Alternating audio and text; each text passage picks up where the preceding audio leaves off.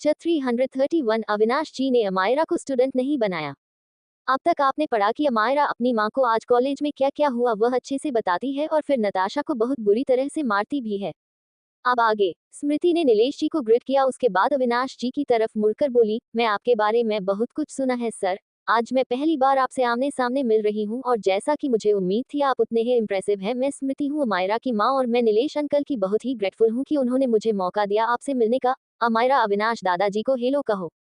उसके इंट्रोडक्शन में उसने अपने प्रेस्टिजियस बैकग्राउंड के बारे में कोई बात नहीं की कि वह ओब्रोय परिवार की बहू है, बल्कि अमायरा की मां के तौर पर अपना इंट्रोडक्शन दिया। ये हम्बल अप्रोच अविनाश जी को ऊपर एक अच्छा असर डाल रही थी। अमायरा ने भी उन्हें पॉलिटिकली ग्रगट किया और अपने आप को बिल्कुल एक अच्छे मिनर और करेक्टर वाली लड़कियों के सामने दिखाया।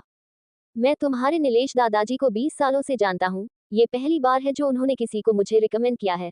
भले ही वह नाम अमायरा मिस्टर अविनाश के दिमाग में रिंग की तरफ घूम रहा था, मगर उन्होंने ज्यादा ध्यान नहीं दिया क्योंकि वह मुंबई कॉलेज में किसी और पर ध्यान ही नहीं दे रहे थे। उनका पूरा फोकस अनामिका के ऊपर था।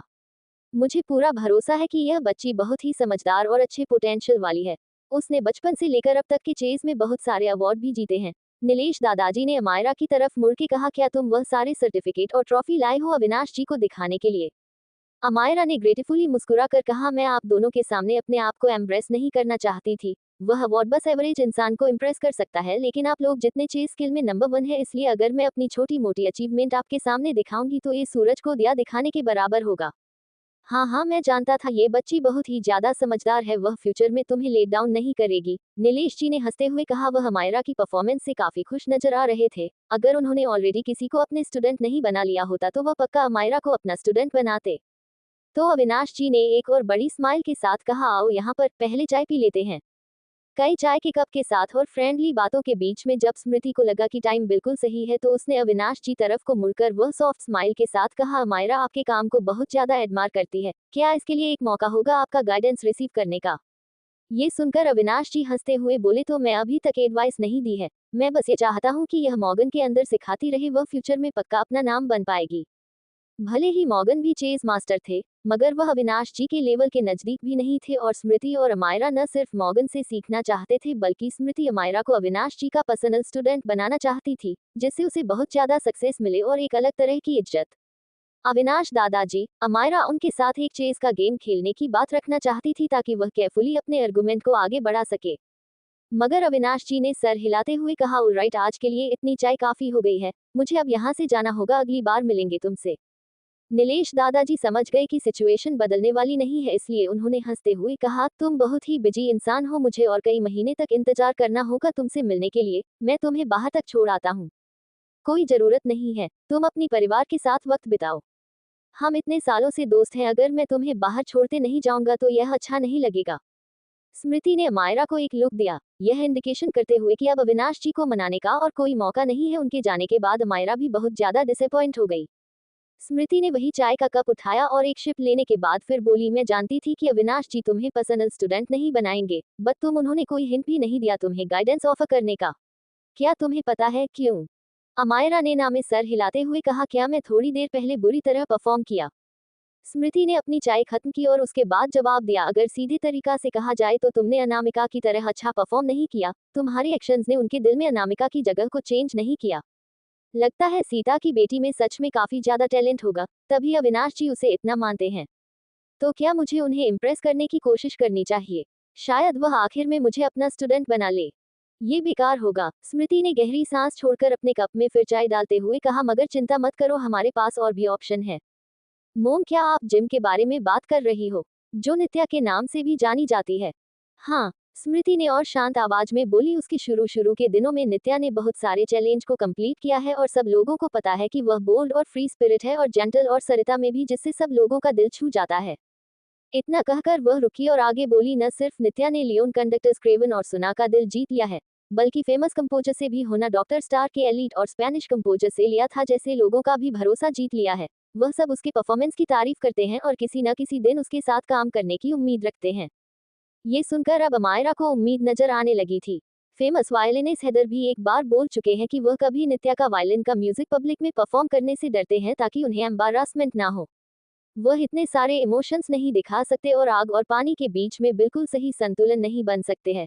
स्मृति में आगे कहा, बहुत सारे परफॉर्मेंस अपने मानस के लिए ग्लैमर ढूंढते हैं और काफी बिना सो के अपनी स्किल्स को शो ऑफ करते हैं, लेकिन नित्या की टेक्निक्स बहुत ही प्रोफाउंड और आईएमसी कैपेबल है, जो बहुत ही ज्यादा इंस्पायरिंग होती है, इसलिए वह इतने ज्यादा मूविंग और दिल खुश कर देने वाली म्यूजिक पीस को क्रिएट कर पाती है। लेकिन मॉम, किसी ने आज तक नित्या को देखा ही नहीं है, उसे ढूंढना आसान नहीं होगा। सेम टाइम पर एक साइड फील करते हुए अमायरा को चिंता भी था, अगर नित्या ने ऑलरेडी कोई स्टूडेंट चुन लिया होगा तो, या फिर वह अविनाश दादाजी की तरह हुई तो, जो स्पेशली स्टूडेंट एक्सेप्ट ना करते हो। अगर तुम ट्राई नहीं करोगे तो तुम्हें कैसे पता चलेगा? स्मृति ने कहा, और अचानक उसने कुछ कदमों की आहट सुनी और धीरे से बोली, चुप हो जाओ। अपनी माँ के स्ट्रेट पोस्चर को देखकर अमायरा भी बिल्कुल अपनी पीठ सीधी करके बैठ गई। कदमों की आहट नजदीक आने लगी और शॉप का दरवाजा खुला। नीलेश दादाजी अंदर आते हुए हंसते हुए बोले, फाइनली मैं उस बूढ़े को बाहर कर दिया, उसकी प्रेजेंस की वजह से ऐसा का जमने वाली थी। ये सुनकर स्मृति और अमायरा ने नोइंग स्माइल के साथ देखा और अपनी अच्छी अपब्रिंगिंग को साइन करवाने लगी। स्मृति, आई एम रियली सॉरी, वह बूढ़ा बहुत ही जिद्दी है, एक बार उसने अपना मन बदल लिया तो कोई भी उसे पीछे नहीं खींच सकता है। कोई बात नहीं अंकल, आपको ज्यादा कोशिश करने की जरूरत नहीं है, आपका इंट्रोडक्शन के बिना तो हमें मौका भी नहीं मिलता उनसे मिलने का। आपने हमारी बहुत ही मदद कर दी है, बस बात यह है कि मायरा इतनी अच्छी नहीं है कि मिस्टर अविनाश की नजर उस पर पड़ जाए, इसमें आपकी कोई गलती नहीं है। उसकी बातों से नीलेश दादाजी काफी खुश हो गए और उन्होंने थोड़े एम्बेरसमेंट के साथ कहा, अगर ऐसी बात है तो मैं एक मास्टर को जानता हूँ जो मॉर्गन से अच्छा है, मैं किसी वक्त उसे तुमसे इंट्रोड्यूस करवाऊंगा। अमायरा, वह आपकी भी स्किल्स को काफी एडमायर करती है, मगर अनफॉर्चुनेटली वह इतनी लकी नहीं है कि आपकी स्टूडेंट पाए। उसे भरोसा है कि आपकी स्किल्स को सिर्फ एक ही इंसान मैच कर सकते हो, और थे वह अविनाश जी, लेकिन जब मिस्टर अविनाश ने किसी और को चुन लिया है तो अमायरा उससे कम पर सेटल होने के लिए थोड़ी ज्यादा प्राउड है। नहीं, नहीं, तुम मुझे बहुत ही ज्यादा क्रेडिट दे रहे हो, जो इंसान उससे का मैच कर सकता है वह है बस नित्या। वह कभी भी एक गेस्ट को एंटरटेन नहीं कर सकती, यहाँ तक कि बिजनेस टाइकून से और अमीर लोग भी बहुत ही मुश्किल से उसके साथ मीटिंग फिक्स कर पाते हैं। आप बेस्ट है दादाजी, अमायरा ने अचानक से उनके हाथ को हक करते हुए ग्रेटिट्यूड के साथ कहा, आप मेरे दादाजी से भी बेहतर है। अगली जिंदगी में मैं आपकी असली पोती बनना चाहूंगी। हाँ हाँ, तुम दिन पर दिन मक्खन लगाने में और भी बेहतर होती जा रही हो, उन्होंने हंसते हुए कहा तो स्मृति सख्त एक्सप्रेशन के साथ बोली, अमायरा सीधी होकर बैठ जाओ, उनका हाथ छोड़ दो। नहीं, मैं नहीं छोड़ूंगी, मुझे दादाजी बहुत पसंद है, अगर मैं अगली जिंदगी में उनकी पोती बन पाई तो मैं उसके लिए हर रोज भगवान से थैंक यू कहूंगी, उनके लिए खाना बनाऊंगी, जहां वो जाना चाहे उनके साथ जाऊंगी, और जो वह करना चाहिए उनके साथ करूंगी, और उनका पूरी जिंदगी ध्यान भी रखूंगी। ये सुनकर स्मृति नो हेल्पलेसली मुस्कुराकर उनकी तरफ देखते हुए कहा, ये डिसरिस्पेक्टफुल बिहेव कर रही है, मगर वह सचमुच आपको बहुत एडमायर करती है, और आप घर पर बैठे बैठे आपकी स्टूडेंट से जल्दी रहती है, इस उम्मीद में कि किसी दिन या आपकी स्टूडेंट बन सके। ओहो, तुम लोग फिर से मुझे ज्यादा तारीफ कर रहे हो। नीलेश जी कम्प्लीमेंट से वह थोड़ा इम्प्रेस होंगे, और वहीं दूसरी तरफ जैसे ही अविनाश जी कॉफी शॉप से बाहर आए, उन्होंने अनामिका को मैसेज भेजा। इस बार उनके 60 बर्थडे था और उन्होंने प्लान किया था कि वह एक बहुत बड़ी तरीके से सेलिब्रेट करेंगे। शायद उन्हें डर था कि अनामिका नहीं आएगी, इसलिए उन्होंने कहा, अगर तुम नहीं आई ना तो मैं कभी तुमसे बात नहीं करूंगा। मैं इतना गुस्सा हो जाऊंगा कि कुछ तुम्हारी मीठी मीठी बातें मुझे शांत नहीं कर पाएगी। मैं बता रहा हूँ, तुम्हारा ना आने के अंजाम बहुत ही ज्यादा बुरे होंगे। इस बार अनामिका मुंबई कॉलेज के साउथ हॉल में थी और कुछ लड़कियों से देखकर कहीं जा रही है थी। देखो तो मुंबई कॉलेज का साउथ हॉल नॉर्थ हॉल से भी ज्यादा ग्रैंड है और हमारे छोटे से हॉल से ज्यादा अच्छा है। बाकी चीजों को एडमायर करने में अपनी कॉलेज की बुराई मत करो, ग्रैंड होने से क्या फर्क पड़ता है। यहाँ पर कैसे स्टूडेंट पढ़ते हैं इस बात से मैटर करता है। एग्जैक्टली, हम लोग पक्का आज अपने वी के कॉलेज के लिए ग्लोरी लेकर जाएंगे। अनु, जैसे ही जसमीत और माया ने अनामिका को देखा, वह तुरंत उसके पास पहुंच गए और उन्होंने उसका हाथ पकड़ लिया। हम तुम्हारा कब से इंतजार कर रहे थे, अगली बारी हमारी है, हम बहुत नर्वस है। पता नहीं किस कारण से, मगर अनामिका को देखते हैं अचानक से थोड़ा राहत महसूस होने लगी थी, और वही सेम टाइम पर अभय ने भी उन्हें नोटिस कर लिया और वह खड़ा हो गया और उनके पास आकर वह अनामिका के पीछे खड़े स्टूडेंट्स को शांत करने के लिए बोला, इट्स ओके, बस अपनी पूरी कोशिश करना, तुम्हें नंबर 1 आने की कोई जरूरत नहीं है। बाकी सारे स्टूडेंट ने कंफ्यूजन में उसे देख, क्योंकि उन्हें नहीं पता था कि अब वह किस बारे में बात कर रहा है। तुम लोग इतने लंबे वक्त से वहां क्या कर रहे थे? रो रहे थे तो अनामिका ने इतना सारा वक्त उन्हें शांत करने में बिताया है। अभय को बहुत अच्छे से वीके कॉलेज के टैलेंट का लेवल पता था, शायद वह लोग हार गए होंगे और रो रहे होंगे। तुम लोगों ने वीके कॉलेज के लिए कोई भी शर्मिंदगी नहीं की है, तुम लोग अपने आप को ब्लेम मत करना। जैसे ही अभय ने यह बात कही, एक लंबे बालों वाली लड़की बोली, अभय, हमने वीके कॉलेज को कोई शर्मिंदगी नहीं दिलाई है, बल्कि अनामिका ने सचमुच हमारे कॉलेज का नाम बढ़ा दिया है और दूसरे कॉलेज को उनकी औकात दिखा दिया, स्पेशली मुंबई कॉलेज। उनका चेहरा तो शर्म के मारे लाल हो गया था। बस उसे बता दो, एक पोनीटेल वाली लड़की ने आगे कूदते हुए कहा, मायरा, जिसे हमेशा लगता है कि उसे वायलिन में कोई नहीं हरा सकता है। उसकी सारे जज ने तारीफ की और अचानक से उसने स्टेज पर जाकर अनु को चैलेंज कर दिया। उसके बाद अनु वहां गई और उसके वायलिन स्किल ने सबको हैरान कर दिया। जजेस भी अनामिका की तारीफ करने से खुद को रोक नहीं पा रहे थे और वह उसे अपना स्टूडेंट बनाकर लेने के लिए एक दूसरे से फाइट कर रहे थे, इस उम्मीद में कि वह उनके साथ पार्टिसिपेट करके इंटरनेशनल वायलिन कंपटीशन में भाग लेगी और हमारे देश के लिए एक अलग ग्लोरी लेकर आएगी। ये सुनकर अभय और उसके एलिट स्टूडेंट की टीम बुरी तरह से हैरान हो गई, स्पेशली माया और जसमीत। उन्होंने पता था कि ही अनामिका पढ़ाई में कितनी अच्छी है, लेकिन उन्होंने नहीं पता था कि अनामिका वायलिन भी अच्छे से बजा सकती है। और उसके बाद मायरा जब हार गई तो वह कन्विंस नहीं हुई और उसने प्राइवेटली अनामिका को चेस गेम के लिए चैलेंज किया, लेकिन अंदाजा लगाओ वहां पर कौन आ गया। Mister Avinash, international famous chess master और के वर्ल्ड के 3 टाइटन्स में से एक। मिस्टर अविनाश पर्सनली बैकस्टेज पर आए थे मुंबई कॉलेज बस अनामिका के साथ चेस का गेम खेलने के लिए। सब लोगों की आंखें ये सुनकर और भी हैरानी से बड़ी हो गई, क्या अनामिका को चेस खेलना भी आता है? मगर तुमने इस बात का अंदाजा लगाया नहीं होगा कि अनामिका ने मिस्टर अविनाश को हरा दिया और फिर वह मुंबई कॉलेज के बड़े और ज्यादा एरोगेंट बच्चों के ऊपर चीटिंग का इल्जाम लगाने लगे। उनमें से तो कुछ ये भी कह रहे थे कि अनामिका ने कॉलेज एंट्रेंस एग्जाम में भी चीटिंग की होगी, लेकिन गेस व्हाट, मिस्टर अविनाश खुद आगे आए और उन्होंने ये कहा कि अनामिका उनकी स्टूडेंट है और वह भी 10 सालों से ज्यादा, और उन्होंने ये भी सजेशन दिया कि वह उनकी लेगेसी को आगे बढ़ाने वाली है। अब जसमीत, माया और बाकी सब फिर हैरान हो गए, अनामिका कितनी इनक्रेडिबल है, उसने अपने सारे टैलेंट को छुपा कर रखा है। ठीक उसी वक्त स्टेज पर माया, जसमीत और जिया और अनामिका को बुलाया गया। वह लोग वी के कॉलेज के मेडिकल टीम को प्रेजेंट करने वाले थे। आगे कहानी में क्या होगा जानने के लिए पढ़ते रहिए और कमेंट और जरूर कीजिए। अगर कहानी आप सबको पसंद आती है तो प्लीज इसे ज्यादा से ज्यादा लाइक, शेयर और अपने दोस्तों में शेयर भी करें। ऑडियो नॉवल हिंदी में आप लोगों का स्वागत है। ऐसी हाई स्टोरी सुनने के लिए हमारे चैनल ऑडियो नॉवल हिंदी को सब्सक्राइब जरूर करें एंड माय मिस्टीरियस वाइफ का किसी बाई स्टोरी का एक्स्ट्रा एपिसोड चीटू टेलीग्राम चैनल ज्वाइन कर लो, लाइन डिस्क्रिप्शन में है। 332 अनामिका को फिर चैलेंज।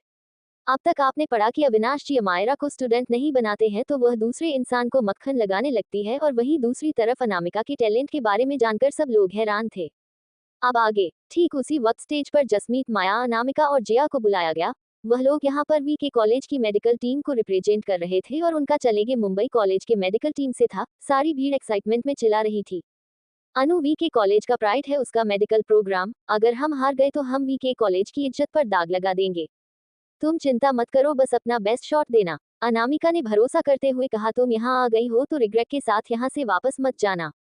चारों ने हाँ में सर हिलाया और हल्के कमजोर पैरों के साथ वह लोग स्टेज पर चले गए। अनामिका का नाम इसलिए लिया गया था क्योंकि वह उनकी टीम की लीडर थी, इसलिए नहीं क्योंकि वह उनके साथ टीम में जाने वाली थी।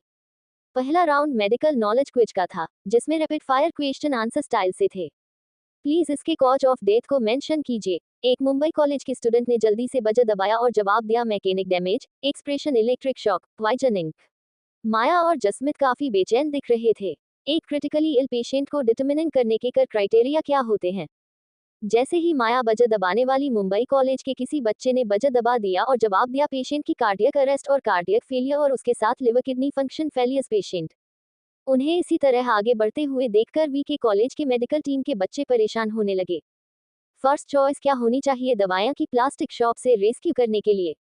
और इस सवाल पर मुंबई कॉलेज और वी के कॉलेज के स्टूडेंट ने एक साथ बाजार दबाया था, लेकिन मुंबई कॉलेज कुछ सेकंड तेज था और उन्होंने जवाब दिया। और अब वी के कॉलेज के टीम मेंबर्स फ्रस्ट्रेटेड होने लगे थे। सेकंड राउंड में टीम को एक पेशेंट को स्टमक एलिमिनेट रिकवर में मदद करनी थी और वह भी कम टाइम में। मुंबई कॉलेज की टीम ने मेडिसिन प्रिस्क्राइब की जिसने फास्ट असर किया और बहुत ही ज्यादा इफेक्ट किया, और वही वी के कॉलेज की दवाएं नर्सिंग और पेट को प्रोटेक्ट करने पर ज्यादा ध्यान दे रही थी, जिसमें ट्रीटमेंट में ज्यादा वक्त लगा और इफेक्ट भी बहुत ही कम हुए। 3 राउंड होने वाले थे जिसमें से वी कॉलेज ऑलरेडी 2 हार गया है, इसलिए तीसरे राउंड को कंटिन्यू करने की कोई जरूरत नहीं है। मुंबई कॉलेज के एक स्टूडेंट ने टोट मारते हुए कहा, तुम लोगों को वी के कॉलेज से अपना नाम बदलकर कचरा वाला कॉलेज रखना चाहिए, क्योंकि हर साल तुम लोगों को हमसे हार कर मन ही नहीं भरता, जो अगले साल फिर हारने आ जाते हो। मुझे कहना होगा कि मुंबई कॉलेज की तरह वी के कॉलेज में कोई भी ढंग का स्टूडेंट नहीं है, जो हमसे कम्पीट करने के लिए मेडिकल के इतने छोटे छोटे बच्चों को भेज देते हैं। मुझे लगता है कि वी कॉलेज के वेस्टर्न मेडिसिन के स्टूडेंट में इतनी हिम्मत ही नहीं होगी कि वह लोग यहाँ आए, क्योंकि उन्हें बेइज्जती का डर होगा। स्टेज पर खड़े वह लोग हंसने लगे और ऑडियंस ने भी उन्हें ज्वाइन कर दिया, जिससे वी के कॉलेज के मेंबर से गुस्से में अपनी मुठिया कसली और वह लोग हार मानने के लिए तैयार नहीं थे। हमने अभी तक वी के कॉलेज का असली टैलेंट को दिखाया ही नहीं है, एक लड़का गुस्से में बोला। ओह, तो तुम लोग स्ट्रेट ए स्टूडेंट अनामिका की बात कर रहे हो? मैंने सुना है कि वह यहाँ है, क्यों ना वह स्टेज पर आकर कम्पीट करें।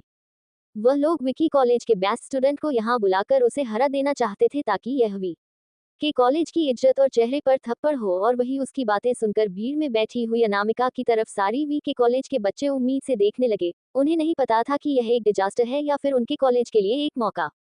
उन्हें डर था कि अनामिका इस कंपटीशन में आ जाएगी और वह जल्दी से इस चीज को अडेप्ट नहीं कर पाएगी।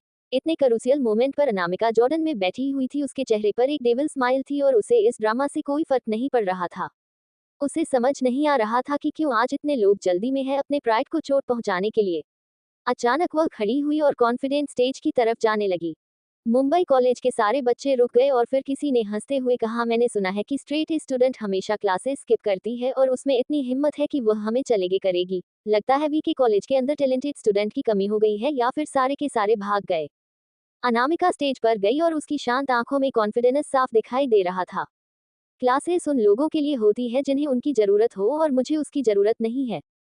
हाँ हाँ, अभी अभी आए हो, इतना बोलती हो, जब हार जाओगी तो रोना मत। मुंबई कॉलेज की स्टूडेंट उसे सीरियसली बिल्कुल नहीं ले रहे थे। उनके लिए एक लड़की जो हमेशा क्लासेस स्किप करती है वह उन्हें कैसे हरा सकती है।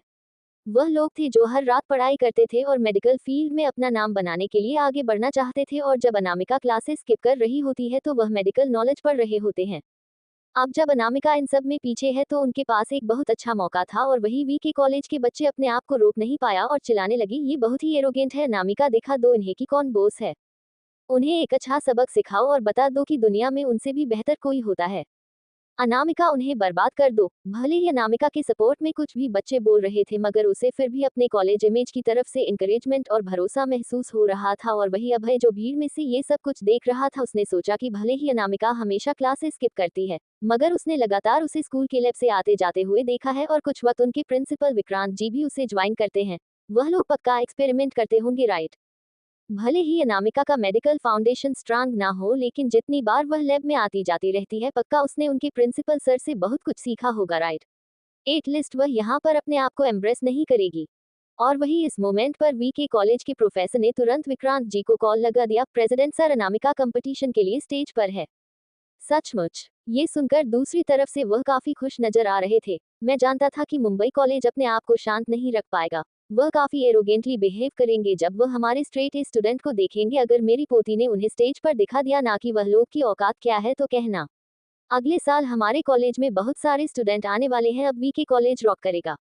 ये सुनकर वी के कॉलेज के प्रोफेसर हैरान हो गए। उसने तो अनामिका को कभी कॉलेज में देखा ही नहीं ठीक से, तो फिर उनके प्रिंसिपल सर हमेशा क्लासेस स्किप करने वाली लड़की की एबिलिटीज पर इतना भरोसा कैसे दिखा सकते हैं। और उन्हें कैसे पता था कि वह चैलेंज एक्सेप्ट कर लेगी। याद से हमारे प्रोड्यूसर मैन डिपार्टमेंट को और भी ज्यादा बैट, डेस्क, चेयर्स तैयार करने के लिए कहो। ये यंगस्टर्स अपने आप को शांत रख ही नहीं सकते हैं, अब मेरी पोती उन्हें एक अच्छा सबक सिखाएगी। और इस पॉइंट पर मुंबई कॉलेज की टीम लीडर ने अनामिका की तरफ से देखते हुए कहा, मैंने सुना है कि तुम न्यूरोलॉजी पढ़ रही हो। तुम किस चीज में कम्पीट करना चाहती हो। अनामिका ने शांति से जवाब दिया, चलो उस चीज में कम्पीट करते हैं जिसमें तुम अच्छे हो, हम किसी अच्छे हैं।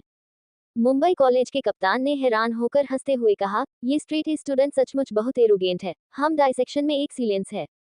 भले ही first year students Mumbai college की स्टूडेंट को कभी प्राइवेट डाइसेक्शंस का प्रैक्टिस का मौका नहीं मिला था, मगर बड़े बड़े टीचर्स के अंदर वह लोग प्राइवेटली सीख रहे थे, जिसकी वजह से वह लोग एवरेज स्टूडेंट से ज्यादा जानते थे, और उन्हें भरोसा था कि मुंबई कॉलेज की फर्स्ट ईयर स्टूडेंट जो न्यूरोलॉजी में मेजर है वह डाइसेक्शन तो नहीं कर सकती। ओके चलो डेस्कटॉप करते हैं तो फिर। अनामिका को इतना ज्यादा रिलैक्स देखकर मुंबई कॉलेज के कप्तान ने उसे ठंडा लुक दिया और कहा, यहाँ लेकर आओ। उसने सोच लिया था कि एक स्कैल्पल और एक जिंदा रैबिट को अपने सामने देखकर अनामिका बहुत ही ज्यादा डर जाएगी, मगर अनामिका का एक्सप्रेशन बिल्कुल हमेशा की तरह कुल लग रहे थे, जैसे वह सब कुछ अच्छे से जानती हो। मुंबई कॉलेज के सारे टीम मेंबर्स को लगा कि वह सबके सामने एरोगेंट बनने की कोशिश कर रही है, और शायद अंदर ही अंदर वह डरी हुई होगी। ओ माय गॉड, एक जिंदा रैबिट का डाइसेक्शन, मैं तो सांस भी नहीं ले सकती। ये कंपटीशन बहुत ही डरावना है। वी के कॉलेज में हमें ऐसी कोई नॉलेज नहीं दी गई है, ये तो हमारे सिलेबस का ही बाहर है। कैसे एक फ्रेशर कॉलेज का स्टूडेंट डाइसेक्शन कर सकता है, और वह भी जिसने वी के कॉलेज से न्यूरोलॉजी में मेजर किया हो। और वह लोग तो अभी सिर्फ थियोरेटिकल नॉलेज ले रहे थे, उन्होंने प्रैक्टिकल कुछ किया ही नहीं था। इस कंपटीशन में वी के कॉलेज का हारना तय लग रहा था। स्कैल्पल इस्तेमाल करोगे रैबिट को डाइसेक्ट करने के लिए। अनामिका की आंखों में चमक आ गई और उसने मुंबई कॉलेज की टीम की तरफ देखा। तो मुंबई कॉलेज के टीम के लीडर ने हंसते हुए कहा, डाइसेक्शन स्केलपल से ही होता है, तो क्या तुम जिंदा सब्जेक्ट पर काम करने से डर रही हो। तुम्हें अब डर लग रहा है तो बहुत देर हो चुकी है। अगर तुम्हें यह नहीं करना है तो अभी के अभी हार मान लो और यह बात सबके सामने कहो कि मुंबई कॉलेज वीके कॉलेज से बहुत ही बड़ा है और आज के बाद से तुम लोग कभी भी हमारी यूनिवर्सिटी में ऑर्गेनाइज होने वाले कंपटीशन में हिस्सा नहीं लोगे और अपने छोटे से मुंह को बंद करके चुपचाप बैठे रहोगे।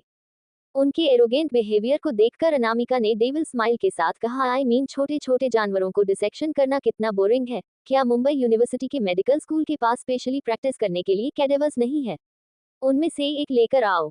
ये सुनते ही मुंबई कॉलेज के सारे बच्चों के चेहरे जम गए। यहाँ तक कि देखने वाले लोगों के चेहरे पर भी हैरानी दिखाई देने लगी और उनकी आंखें बड़ी हो गई। स्ट्रेट ए स्टूडेंट क्या कह रही है? क्या वह ये कहना चाहती है कि वह एक जिंदा रैबिट को डाइसेक्ट नहीं करेगी बल्कि एक ह्यूमन बॉडी को करेगी? ये तो बहुत ही बड़ी हैरानी की बात थी। अगर तुम लोग नहीं करना चाहते हो तो हार मान लो और वह मान लो कि मुंबई कॉलेज वीके कॉलेज से नीचे है और आज के वैसे तुम लोग हमारी यूनिवर्सिटीज के ऑर्गेनाइज किए जाने वाले कंपटीशन में भाग नहीं लगे और अपनी डरी हुई पूंछ को अपने पैरों पर दबाकर चुपचाप बैठे रहोगे। अनामिका ने उनकी बातें ही उनके ऊपर एक थप्पड़ की तरह मारी। तो मुंबई कॉलेज की टीम के कप्तान का चेहरा गुस्से से काला पड़ गया। वह और उसकी सारी टीम मेंबर्स ने सिर्फ छोटे छोटे जानवरों को डाइसेक्ट किया था और उनके पास कभी मौका ही नहीं था कैडेबस के ऊपर काम करने का और अब वह लोग अनामिका की वजह से मुसीबत में फंस गए थे। वह बस हमें डराने की कोशिश कर रही है। अगर भले ही वह बहादुर है कि वह उसे लाश के ऊपर डिसेक्शन करे मगर उसके कम प्रोफेशनल नॉलेज की वजह से वह सबसे पहले सबके सामने मजाक बन जाएगी। आफ्टर ऑल फ्रेशर होने के नाते प्रोफेशनल डिसेक्शन ट्रेनिंग हमारी हुई ही नहीं है। हमें चैलेंज एक्सेप्ट कर लेना चाहिए और देखना चाहिए कि यह करने की क्या कोशिश कर रही है। मुंबई यूनिवर्सिटी की टीम के कप्तान ने अनामिका की तरफ वह देखा जिसे काफी कॉन्फिडेंट और था और इसकी वजह से उसे डर लगने लगा। अगर वह सचमुच जानती होगी कि यह सब कैसे करना है तो वह लोग क्या करेंगे? तुम लोग करने वाले हो या नहीं?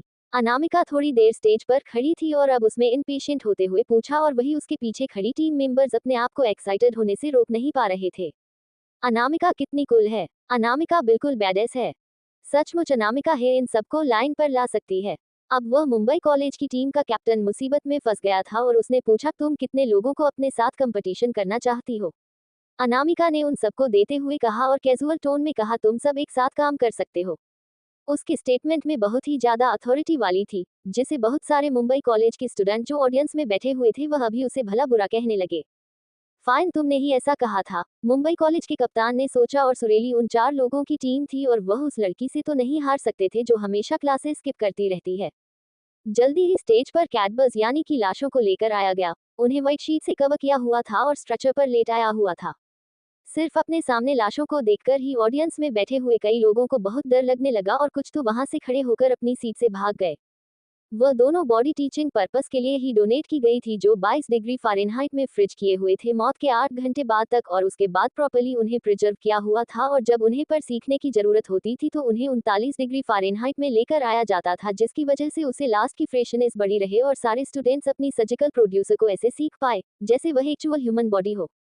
इस मोमेंट पर 2 कैडबर्स परफेक्टली वहां पर ले गए तो अनामिका ने ऑडियंस की तरफ देखते हुए काइंडली एडवाइस दिया, जो लोगों को डर लग रहा है वह लोग यहाँ से पहले जा सकते हैं। आफ्टर ऑल कोई भी ऐसा चीज में आसानी से हैंडल नहीं कर सकता। ये सुनकर काफी सारे लोग वहां सीट से उठकर चले गए और कुछ लोग वहीं रुक गए और कुछ को अनामिका के बारे में जानने की क्यूरियस में थी तो कुछ कंपटीशन का रिजल्ट देखना चाहते थे। अनामिका ने धीरे से सर झुकाया उसे लाश की तरफ और उसके ऊपर से सिट हटा दी जिसे देखकर बहुत सारे ऑडियंस डर गए और वहां से चले गए। आफ्टर ऑल वह एक असली डेड बॉडी थी। आगे कहानी में क्या होगा जानने के लिए पढ़ते रहिए और कमेंट और लाइक जरूर कीजिए। 333 अनामिका ने सबका ऑफर रिजेक्ट कर दिया। अब तक आपने पढ़ा कि मुंबई यूनिवर्सिटी की मेडिकल टीम अभी के कॉलेज के बच्चों को चैलेंज करते हैं तो अनामिका उसे एक्सेप्ट कर लेती है और एक असली लाश के साथ उन्हें प्रैक्टिस करने के लिए कहती है। अब आगे बहुत सारे ऑडियंस के लोग डर के मारे वहां से भाग गए, इसलिए क्योंकि वह एक असली डेड बॉडी थी। मरने वाला इंसान 5.9 मीटर का था। ये 30 साल का होगा, बिल्कुल फिट मगर बस थोड़े से पेट पर मोटापा था। वह मस्कुलर और उसके सर के पीछे कोई बुलेट होल्स नहीं है और लिम्ब बिल्कुल इंटैक्ट है, जो सजेशन देता है कि यह कोई क्रिमिनल केस में इन्वॉल्व नहीं था और ना ही विक्टिम कार क्रैश का है। अनामिका ने कमेंट किया बिना किसी एक्सप्रेशन के। उसने ग्लव्स पहने और स्केल्पल उठाया और एक क्लीन इंस्पेक्शन डेड बॉडी की स्किन को छुआ। लगस में बहुत ही हार्ड मास्क है और जस्ट वह काफी फुली हुई महसूस हो रही है और जिसकी वजह से नॉर्मल लगस और ब्लड वेसल्स समझ में आ रहे हैं। सिर्फ लंग्स का तीसरा हिस्सा भी एक काम का रह गया। अनामिका अभी भी कोई शांत थी और उसने कंक्लूजन पर आते हुए कहा, यह इंसान की मौत लंग कैंसर की वजह से हुई है। मैं इस अपॉर्चुनिटी का फायदा मेल स्टूडेंट्स को स्मोकिंग क्विट करने के लिए कहना चाहूंगी। वह तुम्हारी हेल्थ के लिए बहुत ही हार्मफुल होता है। तुम उसका नतीजा अपने सामने देख सकते हो कि एक 30 साल का फिट इंसान सिर्फ सिगरेट पीने की वजह से आज किस हालात में हमारे सामने पड़ा हुआ है। न सिर्फ मुंबई कॉलेज की टीम बल्कि मुंबई कॉलेज के सारे बच्चे हैरान हो गए थे। वह कितनी कूल और प्रोफेशनल है। वह सामने पड़ी लाश को देखकर बिल्कुल भी नहीं डर रही है, बल्कि आसानों से उसने मरने वाले की मौत का कारण बता दिया। और उससे भी ज्यादा अनबिलीवेबल बात यह है कि वह उसे डेड बॉडी पर और अटपसी परफॉर्म कर सकती है। उसकी मूवमेंट्स, एफर्ट्स बिल्कुल प्रोफेशनल से बिल्कुल एक अस्पताल के सेकंड सीजन सर्जन की तरह। एक फ्रेशर स्टूडेंट क्या इतनी अच्छी तरीके से ऑटोप्सी परफॉर्म कर सकता है। अनामिका ने आगे भी उस मरने वाले के बारे में कुछ बातें बताई और इन्फेक्शन किया और सारे कैडेवर को ओरिजिनल स्टेट में वापस सिलकर रख दिया। उसकी स्ट्रक्चरिंग स्किल सबको हैरान कर देने वाली थी और वही जजेस जो पैनल में बैठे हुए थे वह लोग भी अपने आप खड़े हो गए और जैसे वह लोग आगे वाले मेडिकल दुनिया में किसी जीनियस को देख रहे हो। अनामिका ने अपने ग्लव्स निकले अपने हाथ सैनिटाइज किया और फिर अपनी नजरें मुंबई कॉलेज की टीम की तरफ की। मुंबई कॉलेज की टीम को देखकर ऐसा लग रहा था जैसे वह लोग बिना किसी इमोशन के अपनी सीट से चिपक गए हो। वह लोग लेट नाइट तक वो पढ़ाई करते रहते हैं और बहुत सारे मेडिकल नॉलेज जानते रहते हैं और प्राइवेट ट्यूटोरिंग भी सिखाते हैं बड़े बड़े डॉक्टर से, लेकिन इस वक्त वह एक न्यूरोलॉजी सिखाने वाली लड़की का मुकाबला नहीं कर पा रहे थे। टीम कैप्टन को कोई अंदाजा नहीं था कि वह वक्त तक हैरान था। जब तक ऑडियंस उसे होश में नहीं लेकर आई, उसने अपने कैप्टे हुए हाथों से सामने लाश के वाइट सेट हटाए और सामने पड़ी खराब बॉडी को देखकर वह अपने आप को उल्टी करने से रोक नहीं पाया। और वही बाकी मुंबई कॉलेज के 3 स्टूडेंट्स भी सामने के नजारे को देखकर सर घुमाकर दूसरी तरफ मुंह बनाने लगे। और बहुत सारे ऑडियंस के मेंबर्स चिल्लाने लगे क्योंकि सामने जो लाश रखी हुई थी वह बहुत ही डरावनी दिख रही थी। अनामिका ने उनके डरे हुए चेहरे को देखे जिस पर काफी डर नजर आ रहा था और थोड़ी स्पीचलेस हो गई। इस लाश के बहुत सारे मल्टीपल रेफ्रैक्चर है और रिपल्शन लेवल है, जो कार एक्सीडेंट के प्राइमरी डायग्नोज बताया जाता है और कार एक्सीडेंट है इसकी मौत का कारण है। इतना कहकर अनामिका ने व्हाइट सीट से उस लाश को वापस कवर कर दिया। बाकी सबको सिग्नल किया उन्हें यह इंडिकेट करते हुए कि दोनों लाशों को यहाँ से ले जाया जाए। बाकी सब इतने डरे हुए थे उनके पैर कांप रहे थे। आफ्टर ऑल वह लोग बस स्टूडेंट काउंसिल के मेंबर थे और यहाँ पर वह गेम में उनका काम बस स्टाफ के तौर पर था। उन्होंने आज से पहले ऐसा कुछ देखा ही नहीं था। आखिर में 2 कॉलेज की टीचर्स आ गए और उन्होंने उन दोनों बॉडी को यहाँ से हटाया और धीरे धीरे वहाँ का ठंडा माहौल वार्म होने लगा और सब लोग अनामिका के लिए तालियां बजाने लगे। न सिर्फ वह बहादुर है बल्कि वह सरप्राइजेस से भरी हुई है। वह बहुत ही ज्यादा कूल है। और वही जज पैनल में बैठे हुए एक प्रोफेसर जो मुंबई कॉलेज के मेडिकल डिपार्टमेंट से थे, जब उन्होंने अनामिका के लाइव ऑटोप्सी देखी तो वह काफी ज्यादा हैरान हो गए और उन्होंने हैरानी से पूछा, क्या तुम्हें ऑटोप्सी में कोई एक्सपीरियंस है? तुम्हारी surgical techniques, structuring skill VK college में तुम्हें ये सब सिखाया गया है? अनामिका ने सोचा कि यह सब कुछ तो उसे विक्रांत दादाजी ने सिखाया है, इसलिए हाँ मैं सर हिलाते हुए बोली, जोड़ आप ऐसा कह सकते हैं। सुनकर प्रोफेसर और भी ज्यादा हैरान हो गए। वीके कॉलेज में ऐसे प्रोफेसर हैं? उन्होंने इस बारे में तो पहले कभी नहीं सुना। लगता है ना सिर्फ वीके कॉलेज के स्टूडेंट से उन्हें हैरान करने के लिए काफी है, बल्कि उनके प्रोफेसर भी सरप्राइज से भरे हुए हैं। अनामिका बस अपने कॉलेज के फर्स्ट सेमेस्टर में है, मगर फिर भी उसने इतनी आसानी से और इतनी जल्दी सर्जरी को मास्टर कर लिया है। वह सचमुच आने वाली दुनिया में मेडिकल फील्ड में एक जीनियस होगी और एक प्रोफेसर होने के नाते उन्हें भी अनामिका के सामने थोड़ा इंफीरियर फील हो रहा था। इतना बड़ा टैलेंट वीके कॉलेज में बर्बाद हो रहा है। प्रोफेसर अपने आप को अनामिका को इनवाइट करने से रोक नहीं पाए। मैं सोच रहा था कि क्या तुम्हारा ट्रांसफर होने का कोई प्लान है? मैं सजेस्ट करूंगा कि हमारी मेडिकल यूनिवर्सिटी में तुम ट्रांसफर ले लो। मैं पर्सनली तुम्हें सिखाऊंगा और तुम जो चाहे वह टीचर अपने आप को चुन सकती हो और जो ली के कॉलेज में कंडीशन है वह सारी इक्वली तुम्हें दी जाएगी। $5,000 मिलियन की कीमत के इक्विपमेंट भी? अनामिका ने अपने चेहरे पर एक शरारती स्माइल के साथ पूछा। क्या $5,000 मिलियन के लैब इक्विपमेंट? कंफ्यूज प्रोफेसर को समझ में नहीं आया कि क्या बात है, तभी कि किसी ने उनसे कहा कि अनामिका ने वीके कॉलेज को इसलिए चुना है क्योंकि उन्होंने $500 मिलियन खर्च किए हैं मेडिकल इंस्ट्रूमेंट पर, ताकि वह लैब में आकर किसी भी वक्त एक्सपेरिमेंट कर सके। जब उन्होंने इंस्ट्रूमेंट के मॉडल नंबर सुन तो प्रोफेसर समझ गए कि मुंबई कॉलेज कभी भी इस कमिटमेंट के लेवल को मैच नहीं कर पाएगा। लेकिन वह इतने प्रोमोसिव टैलेंट को अपने कॉलेज से जाने नहीं देना चाहते थे, इसलिए उन्होंने एक और प्रपोज दिया। मैं मुंबई के मेडिकल रिसर्च सोसाइटी का कोर हूं और मैं तुम्हें मेंबरशिप दिलवा सकता हूं और तुम्हारी और सारी चैलेंजिंग सर्जरीज में खुद अपने आंखों के सामने करवाऊंगा और तुम्हें बेस्ट एम्प्लॉयज मिलेंगे अपने साथ काम करने के लिए। क्या तुम मेडिसिन में ही अपना करियर आगे बढ़ाने के लिए सोच रही हो? अगर है ऐसा है तो मेडिकल रिसर्च सोसाइटी को ज्वाइन करना और एक मेंबर बनना उसकी तरफ बहुत सारे बड़े बड़े अस्पताल को ट्रैक कर सकता था। अगर वह उनके लेवल तक पहुंच गई तो बहुत सारे इंटरनेशनल एक्सचेंज के अपॉर्चुनिटीज भी उसके लिए आने लगेगी। और सबसे इम्पोर्टेंट बात तो ये थी, जो भी सर्जरी वह मेडिकल रिसर्च इंस्टीट्यूट में शामिल होने के बाद करेगी वह उसकी मेडिकल स्किल में बहुत ही ऊपर पहुंच जाएगी। यह एक फैंटास्टिक अपॉर्चुनिटीज थी दूसरों के लिए, न सिर्फ मुंबई कॉलेज की मेडिकल डिपार्टमेंट के स्टूडेंट हैरान हो गए, यहाँ तक कि वीके कॉलेज को भी जलन होने लगी। अनामिका। ठीक उसी मोमेंट पर एक सॉफ्ट फीमेल आवाज पीछे से सुनाई दिया। अनामिका ने उस आवाज की सोर्स की तरफ मुड़कर देखा तो उसे भीड़ में लेडी खिलाड़ी दिखाई दे जो उसकी तरफ देखकर मुस्कुरा रही थी। उन्होंने कहा, मैं इंडियन मेडिकल रिसर्च सोसाइटी की मेंबर हूँ। मैं यहाँ आज कॉलेज में कुछ काम से आई थी और मैं तुम्हारी ऑटोप्सी देखी है। मैं सिंसियरली तुम्हें हमें ज्वाइन करने के लिए इनवाइट करना चाहूंगी। ऑर्डिनरी बड़े बड़े हॉस्पिटल शायद तुम्हें कोई इंटरेस्ट नहीं दिखाएंगे, मगर या फिर तुम्हारा उनमें कोई इंटरेस्ट नहीं होगा, लेकिन तुम्हारी क्वालिफिकेशन और रिसर्चिंग मेजर टॉपिक के हिसाब से तुम अगर इंडियन रिसर्च सोसाइटी में रहोगी तो तुम्हें बहुत फायदा होगा और तुम बहुत बड़े गोल को अचीव कर पाओगी। अगर तुम मान जाती हो तो तुम यहाँ की कोशिश को होल्ड पर डाल दो। मैं तुम्हें बेस्ट इंसान के साथ सीखने के लिए कहूंगी जो तुम्हें हमेशा अच्छी तरीके से गाइड करेंगे। ये सुनकर और भी ज्यादा सारे स्टूडेंट हैरान हो गए। मुंबई मेडिकल रिसर्च सोसाइटी और इंडियन मेडिकल रिसर्च सोसाइटी दोनों ही अनामिका के लिए एक दूसरे से कम्पीट कर रहे हैं। सब लोगों को काफी जलन हो रही थी और कुछ अनामिका के लिए एक्साइटेड थे और दूसरे लोगों को अनामिका के जवाब का इंतजार था। मगर अनामिका ने हल्की मुस्कुराहट के साथ कहा, थैंक यू आपके सिंसियर इनविटेशन के लिए। मुझे बहुत ही ऑनर फील हुआ, लेकिन आई एम सॉरी, अभी के लिए मैं बस वीके कॉलेज में पढ़ाई पूरी करना चाहती हूँ। तुम्हारा मतलब है वह लैब इक्विपमेंट? उस लेडी ने अनामिका को मनाने की कोशिश की, हमारे पास भी बहुत सारे अननोन डिवाइसेस हैं जिसके बारे में दुनिया नहीं जानती है। I am really sorry. उसने वीके कॉलेज में रहकर पढ़ाई करने का फैसला इसलिए किया था ताकि वह अपनी लक्ष्मी दादी की आखिरी विश को पूरी कर सके। उसकी दादी हमेशा चाहती थी कि वह अपनी एजुकेशन पूरी करे, एक डिग्री हासिल करे पूरी सोसाइटी के सामने और अपने टैलेंट का इस्तेमाल करे सोसाइटी को बेहतर बनाने में। मगर दोनों ही रिसर्च सोसाइटी से इतनी प्रोमिसिंग टैलेंट और स्टूडेंट को खोना नहीं चाहते थे। तभी दूसरे जज ने उनके बीच की बात को रोकते हुए कहा, तुम्हारी सर्जिकल स्किल्स और स्ट्रक्चर्स टेक्नोलॉजी बहुत ही एडमायरेबल है। कोई डाउट नहीं है कि अगर तुम मेडिकल फील्ड में रहोगी तो तुम अपना नाम बहुत ही ऊंचा बनाओगी।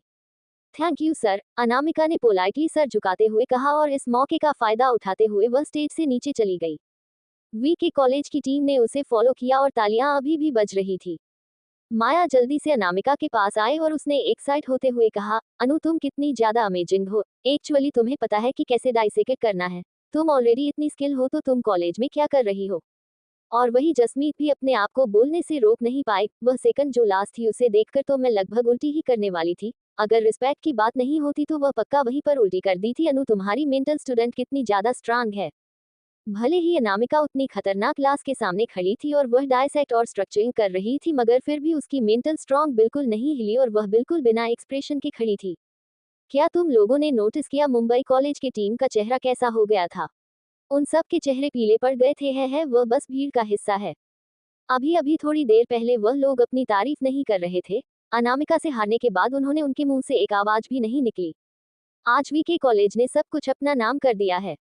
ठीक है। उसी मोड़ पर उन्होंने अभय को अपनी तरफ आते हुए देखा, जो थोड़ा सा कमजोर और पीले चेहरे के साथ दिखाई दे रहा था। अनामिका तुमने बहुत ही अच्छा किया है। अभय ने जैसे ही कहा उसे थोड़ी देर पहले का सीन याद आया और उसने किसी तरह अपनी उल्टी को कंट्रोल किया। I am sorry. वह फिर से उल्टी करने के लिए भाग दिया और वही अभय को इतनी खराब हालत में देखकर सब लोग हैरान हो गए और सब लोगों उसे चिढ़ाने लगे कि फ्यूचर में वह कैसे सर्जरी करेगा। उसे भी तो प्रैक्टिकल एक्सपीरियंस होना चाहिए। तभी अनामिका ने कहा था, कॉलेज उन लोगों के लिए होता है जिन्हें उनकी जरूरत है। उसे इसकी जरूरत ही नहीं है। पहले पहले मुंबई कॉलेज के लोगों को लगा कि वह बस ज्यादा बोल रही है। Anamika well done. भले ही आज का रिजल्ट कुछ भी हुआ हो, लेकिन ऑलरेडी हमारे कॉलेज के लिए बहुत बड़ा काम कर दिया है और हमें कभी शर्मिंदगी फील नहीं होगी। सब लोग बात कर रहे थे और आसपास हंस रहे थे। तभी अनामिका ने मुस्कुराकर कहा, कंपटीशन खत्म हो गया है, चलो बैक स्टेज जाकर बैकअप करते हैं और अपने कॉलेज वापस चलते हैं। अनामिका, मैं तुम्हें डिनर पर ले जाना चाहती थी। मैं तुम्हें सचमुच लाइक करती हूँ। क्या तुम मेरी दोस्त बनोगी? मैं भी। तुम्हारी शब्द ने मुझे लगभग इम्प्रेसिव कर दिया था। मुझे भी कॉलेज जल्दी वापस नहीं जाना है। अगर तुम्हें भूख नहीं लगी है तो मैं तुम्हें काफी या फिर मिल्कशेक पिलाने ले सकती हूँ। अनामिका, तुमने बहुत हार्ड वर्क किया है आज हमारी टीम को लीड करने के लिए। क्यों ना चलो मैं तुम्हें एक अच्छा डिनर करवाए। अच्छी बात है। थोड़ी दूरी पर अभय, जिसने अभी अभी उल्टी खत्म की थी, वह कमजोरी से चलते हुए उनके पास आया और अचानक से वह बैकग्राउंड में पीछे छूट गया था, जैसे उसकी एग्जिस्टेंस के बारे में किसी को याद ही नहीं है। लेकिन उसका इस वक्त खाने का कोई भी मूड नहीं था। जब अनामिका अपनी चीज समेट रही थी और वह कुछ अपने काम खत्म करने वाली थी, ठीक उसी वक्त उसके साथ स्मार्टफोन हाथ से छूटकर गिर गया, क्योंकि किसी ने उसके कंधे को धक्का मारा था। एक लड़की जिसने ब्लैक सूट पहना हुआ था उसके पास से होकर गुजरी और अचानक से बाकी लड़कियां हंसने लगी। उस लड़की को बहुत अच्छे से पता था कि वह जानबूझकर अनामिका से टकराई है, मगर फिर भी उसने अपना कंधा पकड़ते हुए कहा, क्या तुम अंधी हो? क्या ये क्लास की टॉप्स को नहीं है? हमें इससे दूर रहना चाहिए। तुम्हें पता है कि यह एक सर्जन बनने वाली है। क्या तुम्हें फ्यूचर में उसकी स्कैल्प में मदद की जरूरत नहीं होगी? वह सारी लड़कियां हंस रही थी और अनामिका ने कोल्डली उन्हें देखते हुए कहा, माफी मांगो। मुझे चोट लगी है और तुम चाहती हो कि मैं माफी मांगू? लीना ने अनरीजनेबली अपने हाथ चेस्ट पर क्रॉस कर लिया और अपने चेहरे पर एक डिफरेंट एक्सप्रेशन ला लिया। बाकी सारी लड़कियां भी सिचुएशन में फायदा उठाने की कोशिश करने लगी। ये बस शो ऑफ कर रही है क्योंकि उसे कुछ प्रोफेसर ने नोटिस कर लिया है। लेकिन इसे नहीं पता कि कितनी भी स्किल सर्जन क्यों ना हो, वह फिर भी यह 925 एक अस्पताल में ही काम करेगी। हाँ लीना, तुम्हारे घर में जो अनामी के काम का एक सिंगल पीस है, वह इतना ज्यादा महंगा है कि जितने पैसे यह अपनी पूरी जिंदगी में काम करके नहीं काम पाएगी। तुम लोग कितने अमीर हो जो तुम्हारे पास अनामी का काम है? काफी लोगों को अनामी का असली काम जिंदगी में एक बार भी देखने को नहीं मिलता। क्यों ना हम थोड़ा सा नेचर होकर इसे दिखा दे। आगे कहानी में क्या होगा जानने के लिए पढ़ते रहिए और कमेंट और लाइक जरूर कीजिए। अगर कहानी आप सबको पसंद आती है तो प्लीज इसे ज्यादा से ज्यादा लाइक, शेयर और अपने दोस्तों में शेयर भी करें। ऑडियो नॉवल हिंदी में आप लोगों का स्वागत है। ऐसी हाई स्टोरी सुनने के लिए हमारे चैनल ऑडियो नॉवल हिंदी को सब्सक्राइब जरूर करें एंड माय मिस्टीरियस वाइफ का किसी बाई स्टोरी का एक्स्ट्रा एपिसोड चीटू टेलीग्राम चैनल ज्वाइन कर लो। लाइन डिस्क्रिप्शन में है। 335 अनामिका के क्लासमेट का किडनैप। अब तक आपने पढ़ा कि मुंबई कॉलेज के प्रिंसिपल तेजेश्वर जी को अनामिका से इतनी अच्छी तरह से बात करता हुआ देखकर सब लोग हैरान हो जाते हैं। अब आगे अनामिका ने उन सब की बातों का जवाब दिया और ऊपर की तरफ देखा। बाकी सारे उनके क्लासमेट थे कहाँ? उन्हें इतना सारा वक्त क्यों लग रहा था उन्हें पैकिंग करने में? मैं जाकर उन्हें देखकर आती हूँ, माया ने हेल्प ऑफर की।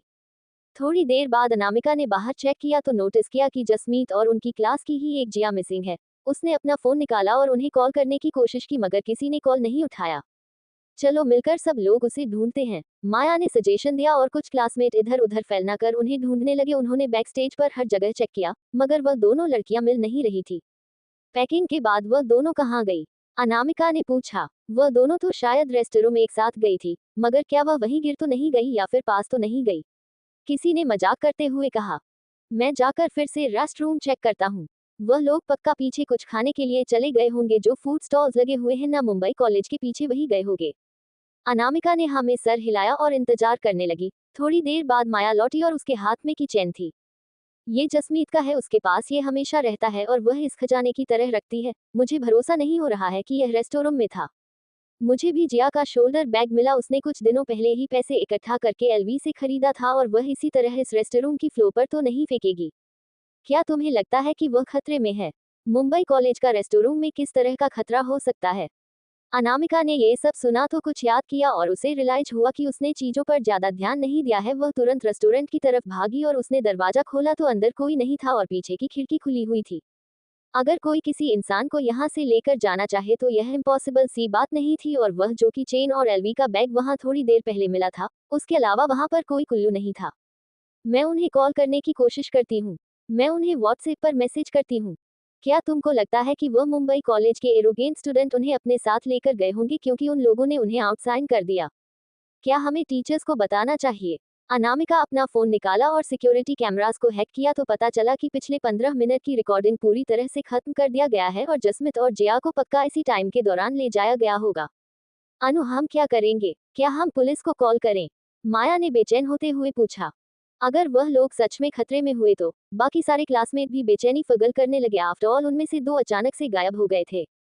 क्या ऐसा हो सकता है कि यह मुंबई कॉलेज के एरोगेंट रूट स्टूडेंट का काम हो?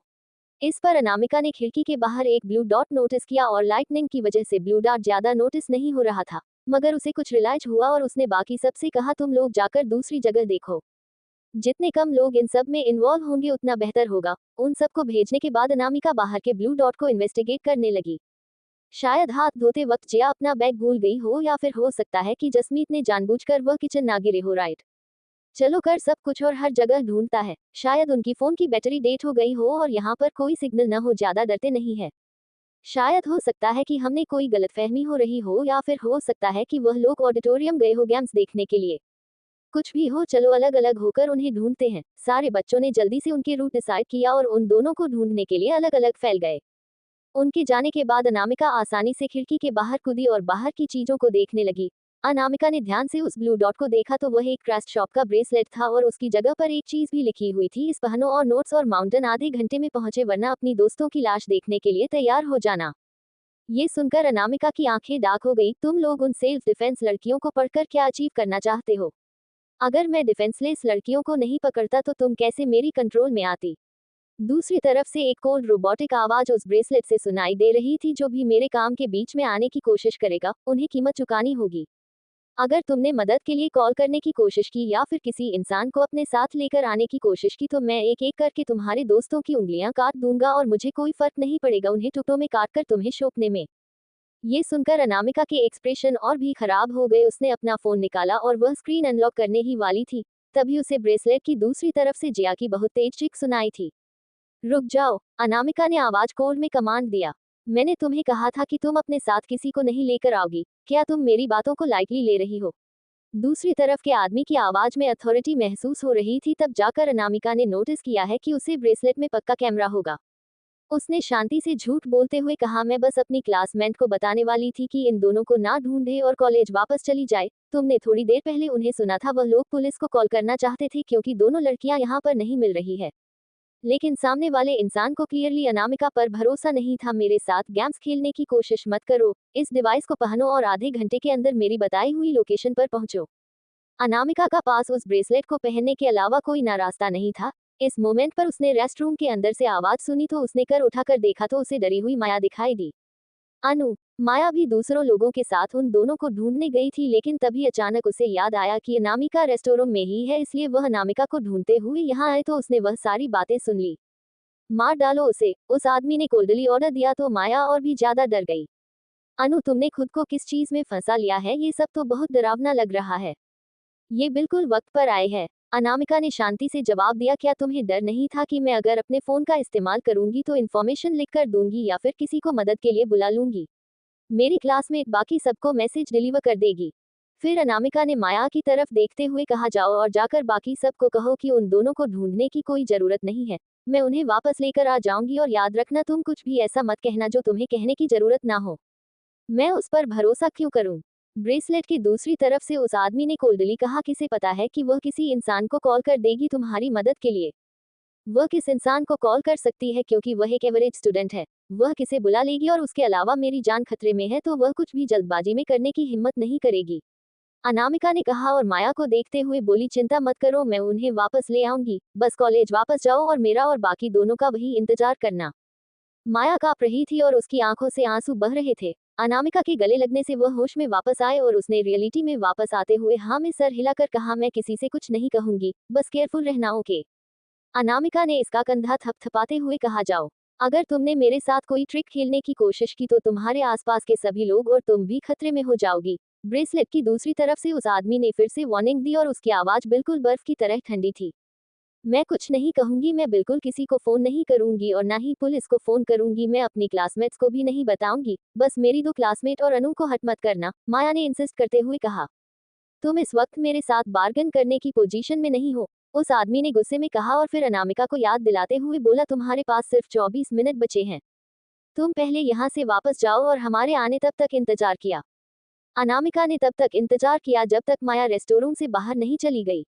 ठीक उसी वक्त नताशा दूसरे रेस्टोरेंट से अपनी नई ड्रेस चेंज करके बाहर आ रही थी। अनामिका को देखते ही वो तुरंत उसकी तरफ आने लगी और उसे अपनी तरफ आता हुआ देखकर अनामिका ने तुरंत रास्ता बदल लिया, लेकिन नताशा तुरंत उसके सामने आते हुए बोली, मुझे तुमसे बात करनी है, मेरे पास वक्त नहीं है तुम्हारी बात सुनने का। अनामिका को उसे पूरी तरह से इग्नोर करके आगे जाता हुआ देखकर नताशा अपने आप को रोक नहीं पाए और उसने दौड़कर आगे जाकर उसका रास्ता रोक लिया। मुझे तुमसे कुछ पूछना है, क्या तुम्हारे पास कॉन्सर्ट की 2 टिकट है? इसका तुमसे क्या लेने देना है? अनामिका को डर था, क्या अगर उसने ज्यादा बात की तो ब्रेसलेट के दूसरी तरफ वह वाला आदमी उनकी बातें सुन लेगा। अगर उसे उनकी रिलेशनशिप पता चल गया तो शायद वह उसके परिवार को भी खतरे में डाल सकता है। मगर नताशा ने जिद करते हुए कहा, क्या तुम्हें गिल्टी फील कर रही हो? तो तुम्हारे पास कोसट की टिकट है, मुझे उनकी जरूरत है, क्या तुम मुझे दोगी? ये सुनकर कई सारे सवाल अनामिका के दिमाग में घूमने लगे और उसने पूछा, क्यों दूंगी मैं तुम्हें? मैं बस तुम्हें बेनिफिट ऑफ डाउट दे रही हूँ और तुम्हारे बारे में कुछ गलत नहीं सोचूंगी। तुम किसी भी वक्त कोसट में जा सकती हो, वह तुम्हें दोबारा कोई और कोसट की टिकट दे देंगे। मगर मेरे दोस्त इस कोसट का कब से इंतजार कर रहे थे, इसलिए एक अच्छा काम करो और टिकट उन्हें दे दो। ये सुनकर अनामिका स्पीचलेस हो गई और फिर नताशा को एक नजर देखे बिना आगे जाने लगी। अनामिका, नताशा ने उसके पीछे चलते हुए कहा, तुम्हारे पास ऑलरेडी इतना सब कुछ है, क्या तुम 2 कॉन्सर्ट की टिकट नहीं दे सकती?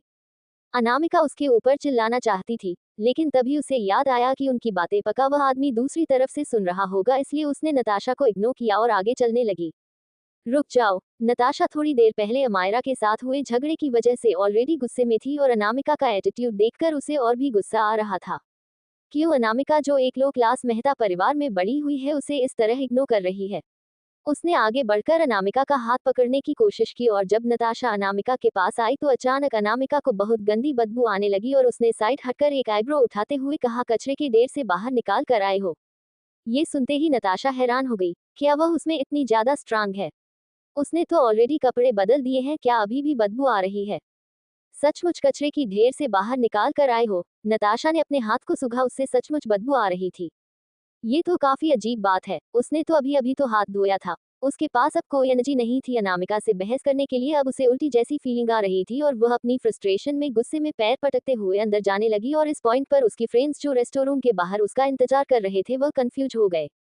वह अनामिका और नताशा को देखकर समझ गए थे कि नताशा अनामिका को जानती है और शायद उन दोनों के बीच में कोई झगड़ा हुआ है। क्या ये सब वह बैक स्टेज पर जो इंसिडेंट हुआ था सुबह में, वह इस वजह से हो रहा है? अगर मेरे ऊपर से बदबू आ रही है तो मुझे बताने की कोई भी जरूरत नहीं है, नताशा ने गुस्से में कहा और अपने दोस्तों को साइड हटाते हुए वह तुरंत फ्रेश होने के लिए रेस्टोरेंट जाने लगी। उसके सारी दोस्तों ने अपने नाक कवर कर लिया और बोलने लगी, हमें तो कोई बदबू नहीं आ रही है। क्या अनामिका ने कहा कि तुमसे बदबू आ रही है? उसकी बकवास मत सुनो, तुम्हारे अंदर से बिल्कुल बदबू नहीं आ रही है।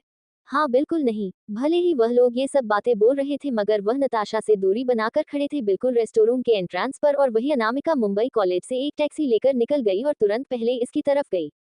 और वही माया अभी भी शॉक में थी। उसे ऐसा लग रहा था जैसे कोई उसे फॉलो कर रहा है। वह तुरंत अपने हॉस्टल रूम में गई और उसे मोमेंट को याद करने लगी जब अनामिका ने उनसे गले लगाया था।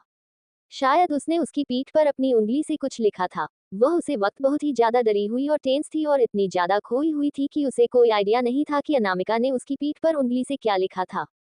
उसने अपने आप को शांत किया और एक पेन और पेपर लिया और याद करने की कोशिश करने लगी कि अनामिका उसकी पीठ पर उंगली से क्या लिख रही थी। और बहुत बार कोशिश करने के बाद उसे शॉक लगा जब उसे रियलाइज हुआ कि वह शब्द था देवांश। क्या अनामिका ये कहने की कोशिश कर रही थी कि वह देवांश को मैसेज भेजे? सचमुच देवांश बहुत ही बड़ा इन्फ्लुएंस इंसान है और ऐसी कोई चीज नहीं है जो वह सॉल्व नहीं कर सकता। वह पास में देवांश से एक बार मिली थी लेकिन उसके पास उसका कोई कांटेक्ट इन्फॉर्मेशन नहीं था। अब वह क्या करेगी? डेस्परेटली उसने कंपनी के फोन नंबर को ऑनलाइन सर्च किया और उसे डायल किया। माया ने ऑटोमेटिक मैसेज थोड़ी देर सुना, उसके बाद फाइनल उसने सुना, ऑपरेट असिस्टेंट प्लीज प्रेस 0। उसने जल्दी से 0 प्रेस किया और लंबी गहरी सांस ली तो जल्दी ही उसे दूसरी तरफ से एक स्वीट आवाज सुनाई दी, hello this is front desk of Singhania corporation, how may I assist you. आगे कहानी में क्या होगा जानने के लिए पढ़ते रहिए और कमेंट और लाइक जरूर कीजिए। 334 अनामिका तेजेश्वर जी की पोती है। अब तक आपने पढ़ा कि अनामिका की ऑटोप्सी करने की स्पीड को देखकर कभी प्रोफेसर उसे अलग अलग मेडिकल सोसाइटी में इनवाइट करते हैं और वही घर जाने से थोड़ी देर पहले फिर कुछ लड़की आकर अनामिका को परेशान करने लगती है। अब आगे वह लड़कियां उस लड़की लिना की साइड लेकर बोल रही थी। लिना अभी अभी अपने दोस्तों के सामने अपनी झूठी शान दिखा रही थी और वह भी एक रानी की तरह खड़ी थी, इसलिए उसने खुश होकर अपने एक्सप्रेशन थोड़े सॉफ्ट किया और कहा, फाइन मैं तुम्हें दिख ही देता हूँ और तुम पर एहसान कर सकती हूँ।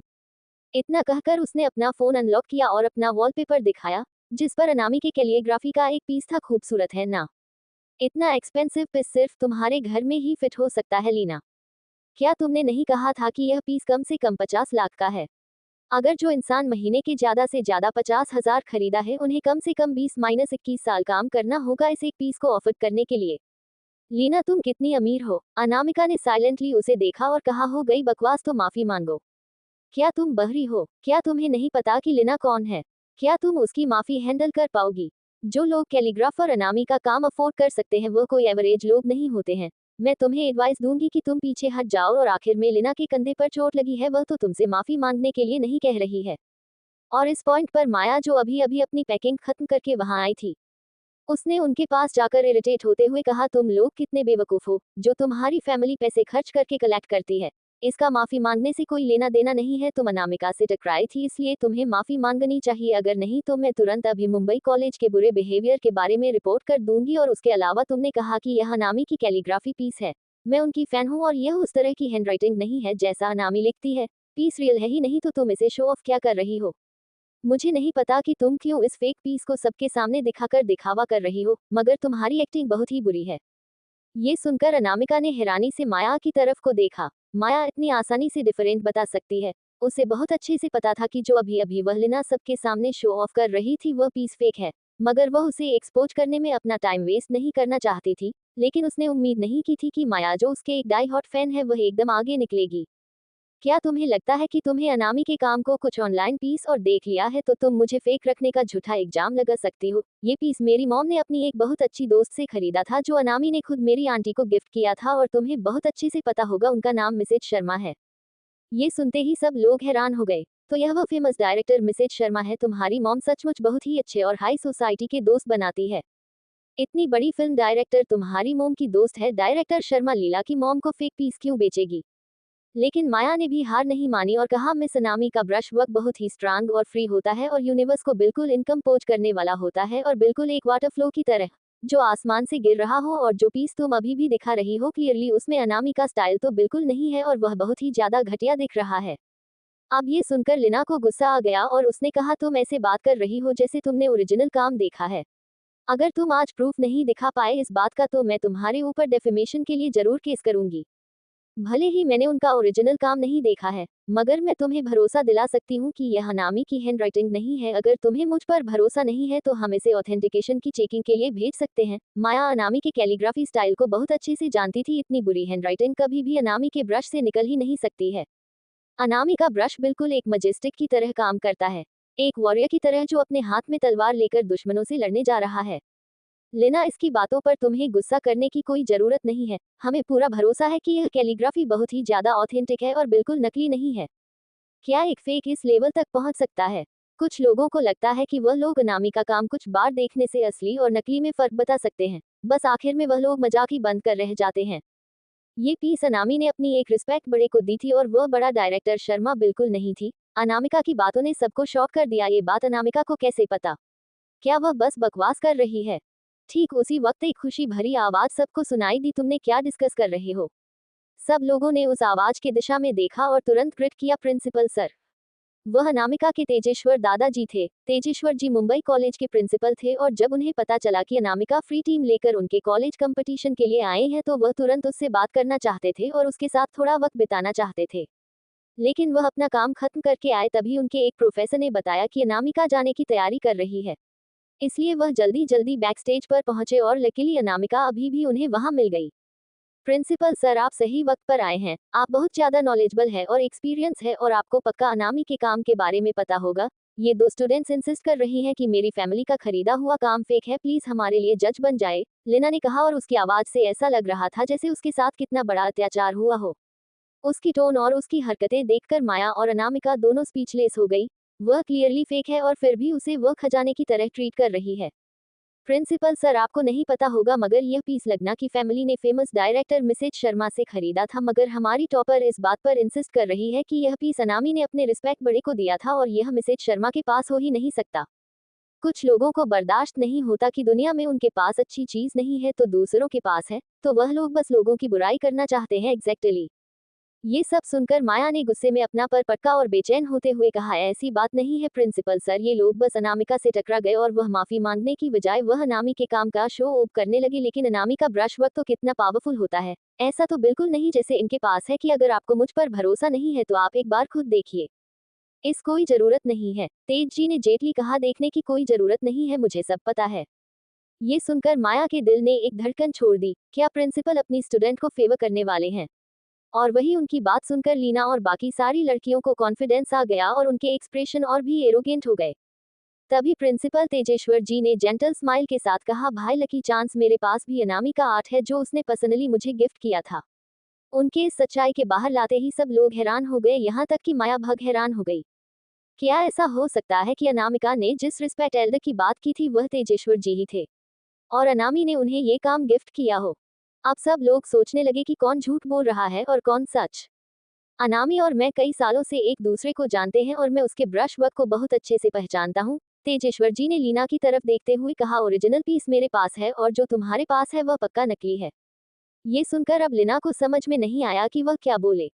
अब कॉलेज के प्रेसिडेंट ने खुद सबके सामने उसके पास रखे हुए पीस को, जिससे वह थोड़ी देर पहले सबके सामने शो ऑफ कर रही थी कि वह फेक बता दिया है। लेकिन ऐसा फेक कैसे हो सकता है? ये पेंटिंग तो उसकी मां ने उसकी आंटी मिसेज शर्मा से खरीदा था। आंटी मिसेज शर्मा ने उनसे कम से कम 5 लाख रुपए लिए थे और वही लीना के फ्रेंड्स में इक्वली हैरान थे। क्या ऐसा हो सकता है कि डायरेक्टर मिसेज शर्मा ने लीना की मां को नकली पीस बेचा हो और उन्होंने नकली के लिए ही उससे 5 लाख रुपए ले लिए? ये तो बहुत ही ज्यादा हो गया है। इस तरह के लोगों से दोस्ती करनी ही नहीं चाहिए। वह लोग बस आपको फ्यूचर में लूटेंगे। नहीं, ऐसा नहीं हो सकता। लिना ने तुरंत हैरानी से अपना सर ना में हिलाया। उसकी फैमिली के पास बहुत सारी अनामी के काम थे और सब उसकी आंटी मिसेज शर्मा ने ही बेचा था। अगर आंटी शर्मा ने उसे यह वाला काम नकली बेचा है तो बाकी सब भी नकली होंगे, तो उसकी फैमिली को कितना नुकसान होगा। लेकिन क्यों? उसकी आंटी मिसेज शर्मा और उसकी माँ तो कई सालों से दोस्त है। वह उनके साथ ऐसा कैसे करेगी? मैंने सुना कि तुम अनु से टकराए और तुमने माफी मांगने से मना कर दिया। तेजेश्वर जी की बात ने लिना को एक डिफिकल्ट पोजीशन में डाल दिया था। उसने कहा नहीं, ऐसा नहीं हुआ था। आप ये कहने की कोशिश मत करना कि अनु तुमसे पहले टकराई थी। यहाँ पर चारों तरफ कैमरास लगे हुए हैं और अगर हिम्मत है तो तुम प्रेसिडेंट कर के सामने झूठ बोल कर दिखाओ। माया की बातों से लिना की और भी बेइज्जती हो। तुम किसी से टकराए और तुमने माफी नहीं मांगी। क्या यही तुम्हें मुंबई कॉलेज सिखा रहा है? तेजेश्वर जी की आवाज में एक प्रेशर नजर आ रहा था। तो लिना के पास और कोई रास्ता नहीं बचा और उसने धीरे से कहा, आई एम सॉरी, मैं तुम्हारी मुंह से निकली ही बात सुनी नहीं। माया ने जानबूझकर कहा, जब तुम थोड़ी देर पहले अनामिका आर्ट वर्क को सबके सामने शो ऑफ कर रही थी तब तुम्हारी आवाज बहुत ही तेज थी। अभी क्यों नहीं निकल रही है? भले ही लिना को गुस्सा आ रहा था मगर उसे इस वक्त बर्दाश्त करने के अलावा और कोई रास्ता नहीं नजर आ रहा था। अपने प्रिंसिपल के सामने तुम सिंसियरली माफी भी नहीं मांग सकती। मैं सोच रही थी कि मुंबई कॉलेज जो तुम जैसे स्टूडेंट को एडमिशन देने के लिए अलाव कैसे करता है। माया ने जानबूझकर यह पॉइंट को उठाते हुए कहा। तो लिना ने अपने लिप्स बाइट किए और फाइनली ना चाहते हुए भी कहा, थोड़ी देर पहले तुमसे टकराने के लिए सॉरी। अनामिका प्लीज मुझे माफ कर दो। अनामिका उसकी तरफ कोल्डली देखा और उसे माफ करने का उसका कोई इरादा नहीं लग रहा था। अगर उसके तेजेश्वर दादाजी बीच में नहीं आए होते तो लीना कभी उससे माफी नहीं मांगती। चलो यहाँ से। लीना, तुम्हें अपनी मॉम को फोन करके पूछना चाहिए कि क्या डायरेक्टर मिसेज शर्मा ने तुम्हें फेक पेंटिंग बेची है। अगर ऐसा उसने किया है तो तुम्हें अपनी मॉम को उनके ऊपर केस करने के लिए कहना चाहिए था। हाँ, तुम्हारी मॉम को कॉल करो। अगर जरूरी हो तो प्रोफेशनल लॉयर को भी कॉल कर लेना। लड़कियों ने लिना को वहां से ले जाने के लिए ऑफर किया तो लिना ने तेजेश्वर जी की तरफ देखा और कहा, सर मैं जा रही हूँ। इतना कहकर वह तुरंत अपने दोस्तों के साथ वहां से भाग गई और अनामिका ने भी उसकी गलती को आगे बढ़ने का कोई मूड नहीं था। ऐसे ही कहते हैं कि सूरज को आईना दिखाना। वह तुम्हारे हिसाब में तुम्हारे ही काम की तारीफ कर रही थी और ये तुम्हारे केस में कहावत बिल्कुल सही बैठती है। तेज जी ने हंसते हुए कहा और अनामिका की तरफ वह प्यार से देखते हुए बोले, कैसा रहेगा, क्या तुम्हारे पास वक्त है चाय पीने का? मुझे अपनी टीम को लीड करना है। उनकी बातें सुनकर माया पूरी तरह से हैरान थी। उसने शुरू की एक लाइन ध्यान से नहीं सुनी थी। उसे बस इतना लग रहा था कि तेजेश्वर जी और अनामिका एक दूसरे को जानते हैं और उनका रिश्ता काफी गहरा लग रहा है। अनामिका सच में अमेजिंग है। उसके पास इतने सारे हिडन टैलेंट है और वह इतनी सारी इंपॉर्टेंट लोगों को जानती है, मगर वह कभी शो ऑफ नहीं करती। उस लीना की तरह नहीं जिसके पास नकली चीजें होते हुए भी सबके सामने शो ऑफ कर रही थी और इतनी ग्रोथ बन रही थी। एक मिनट बस, थोड़ी देर के लिए हम थोड़ी सी अच्छी बात कर सकते हैं। तेज जी वह अनामिका को रुकने के लिए मना रहे थे। अक्सर उन्हें मौका नहीं मिलता है अनामिका से बात करने का या फिर उसके साथ एक कप कॉफी पीने का। यूजुअली अनामिका अपने काम के साथ बहुत ही बिजी होती है और वह उनके चैट का भी ठीक से जवाब नहीं दे पाती। ये बहुत रेयर मोमेंट है उनके लिए। लेकिन अनामिका को डर था कि वह अपनी क्लासमेट को इंतजार करवाएगी। उन्होंने अब तक सारी पैकिंग खत्म कर ली थी और वह लोग अपने कॉलेज को जाने को तैयार थे। ऑल राइट, मैं जानता हूँ तुम बिजी हो। तेजी मुस्कुराए और अब उसे ना रोकने का फैसला किया। जब तुम्हारे पास वक्त हो तो अपने दादाजी को जरूर कॉल करना। ये सुनकर माया की आंखें हैरानी से बड़ी हो गई। अनामिका के पास तेजेश्वर जी का नंबर है और वह उन्हें दादाजी बुलाती है। उनका रिश्ता क्या है? लगता है वह लोग बहुत ही क्लोज है। उसने अपने मन से सोचा। ऑल राइट, अनामिका ने मुस्कुराकर हाँ मैं सर हिलाते हुए कहा, मैं आप जा रहा हूँ। फालतू चीजें ज्यादा मत करना, अपना ख्याल रखना।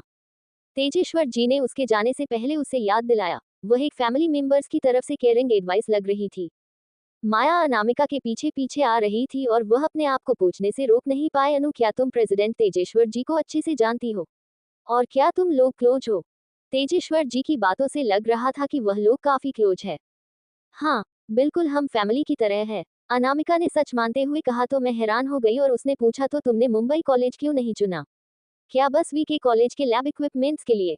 हो, अनामिका ने सामने देखते हुए कहा, कहाँ है वह लोग? बाकी सारे स्टूडेंट को पैक करने में इतना ज्यादा वक्त क्यों लग रहा है? अभी तक उनमें से कोई दिखाई नहीं दिया। आगे कहानी में क्या होगा जानने के लिए पढ़ते रहिए और कमेंट और लाइक जरूर कीजिए। अगर कहानियाँ आप सबको पसंद आती है तो प्लीज इसे ज्यादा से ज्यादा लाइक, शेयर और अपने दोस्तों में शेयर भी करें। ऑडियो नॉवल हिंदी में आप लोगों का स्वागत है। ऐसी हाई स्टोरी सुनने के लिए हमारे चैनल ऑडियो नॉवल हिंदी को सब्सक्राइब जरूर करें एंड माय मिस्टीरियस वाइफ का किसी बाई स्टोरी का एक्स्ट्रा एपिसोड चीटू टेलीग्राम चैनल ज्वाइन कर लो। लाइन डिस्क्रिप्शन में है। 336 अनामिका पहुंची अपने दोस्तों को बचाने। अब तक आपने पढ़ा कि अनामिका को पता चलता है कि उसके दो क्लासमेट्स को उसके दुश्मनों के नाम कर लिया है तो वह उन्हें बचाने के लिए निकल जाती है और माया के जरिए देवांश को मैसेज पहुंचने के लिए कहती है। अब आगे माया ने देवांश का पर्सनल नंबर अपने पास न होने की वजह से सिंघानिया कॉर्पोरेशन में कॉल लगाया था, जहां उसका कॉल सिंघानिया कॉर्पोरेशन की फ्रंट डेस्क पर लगा।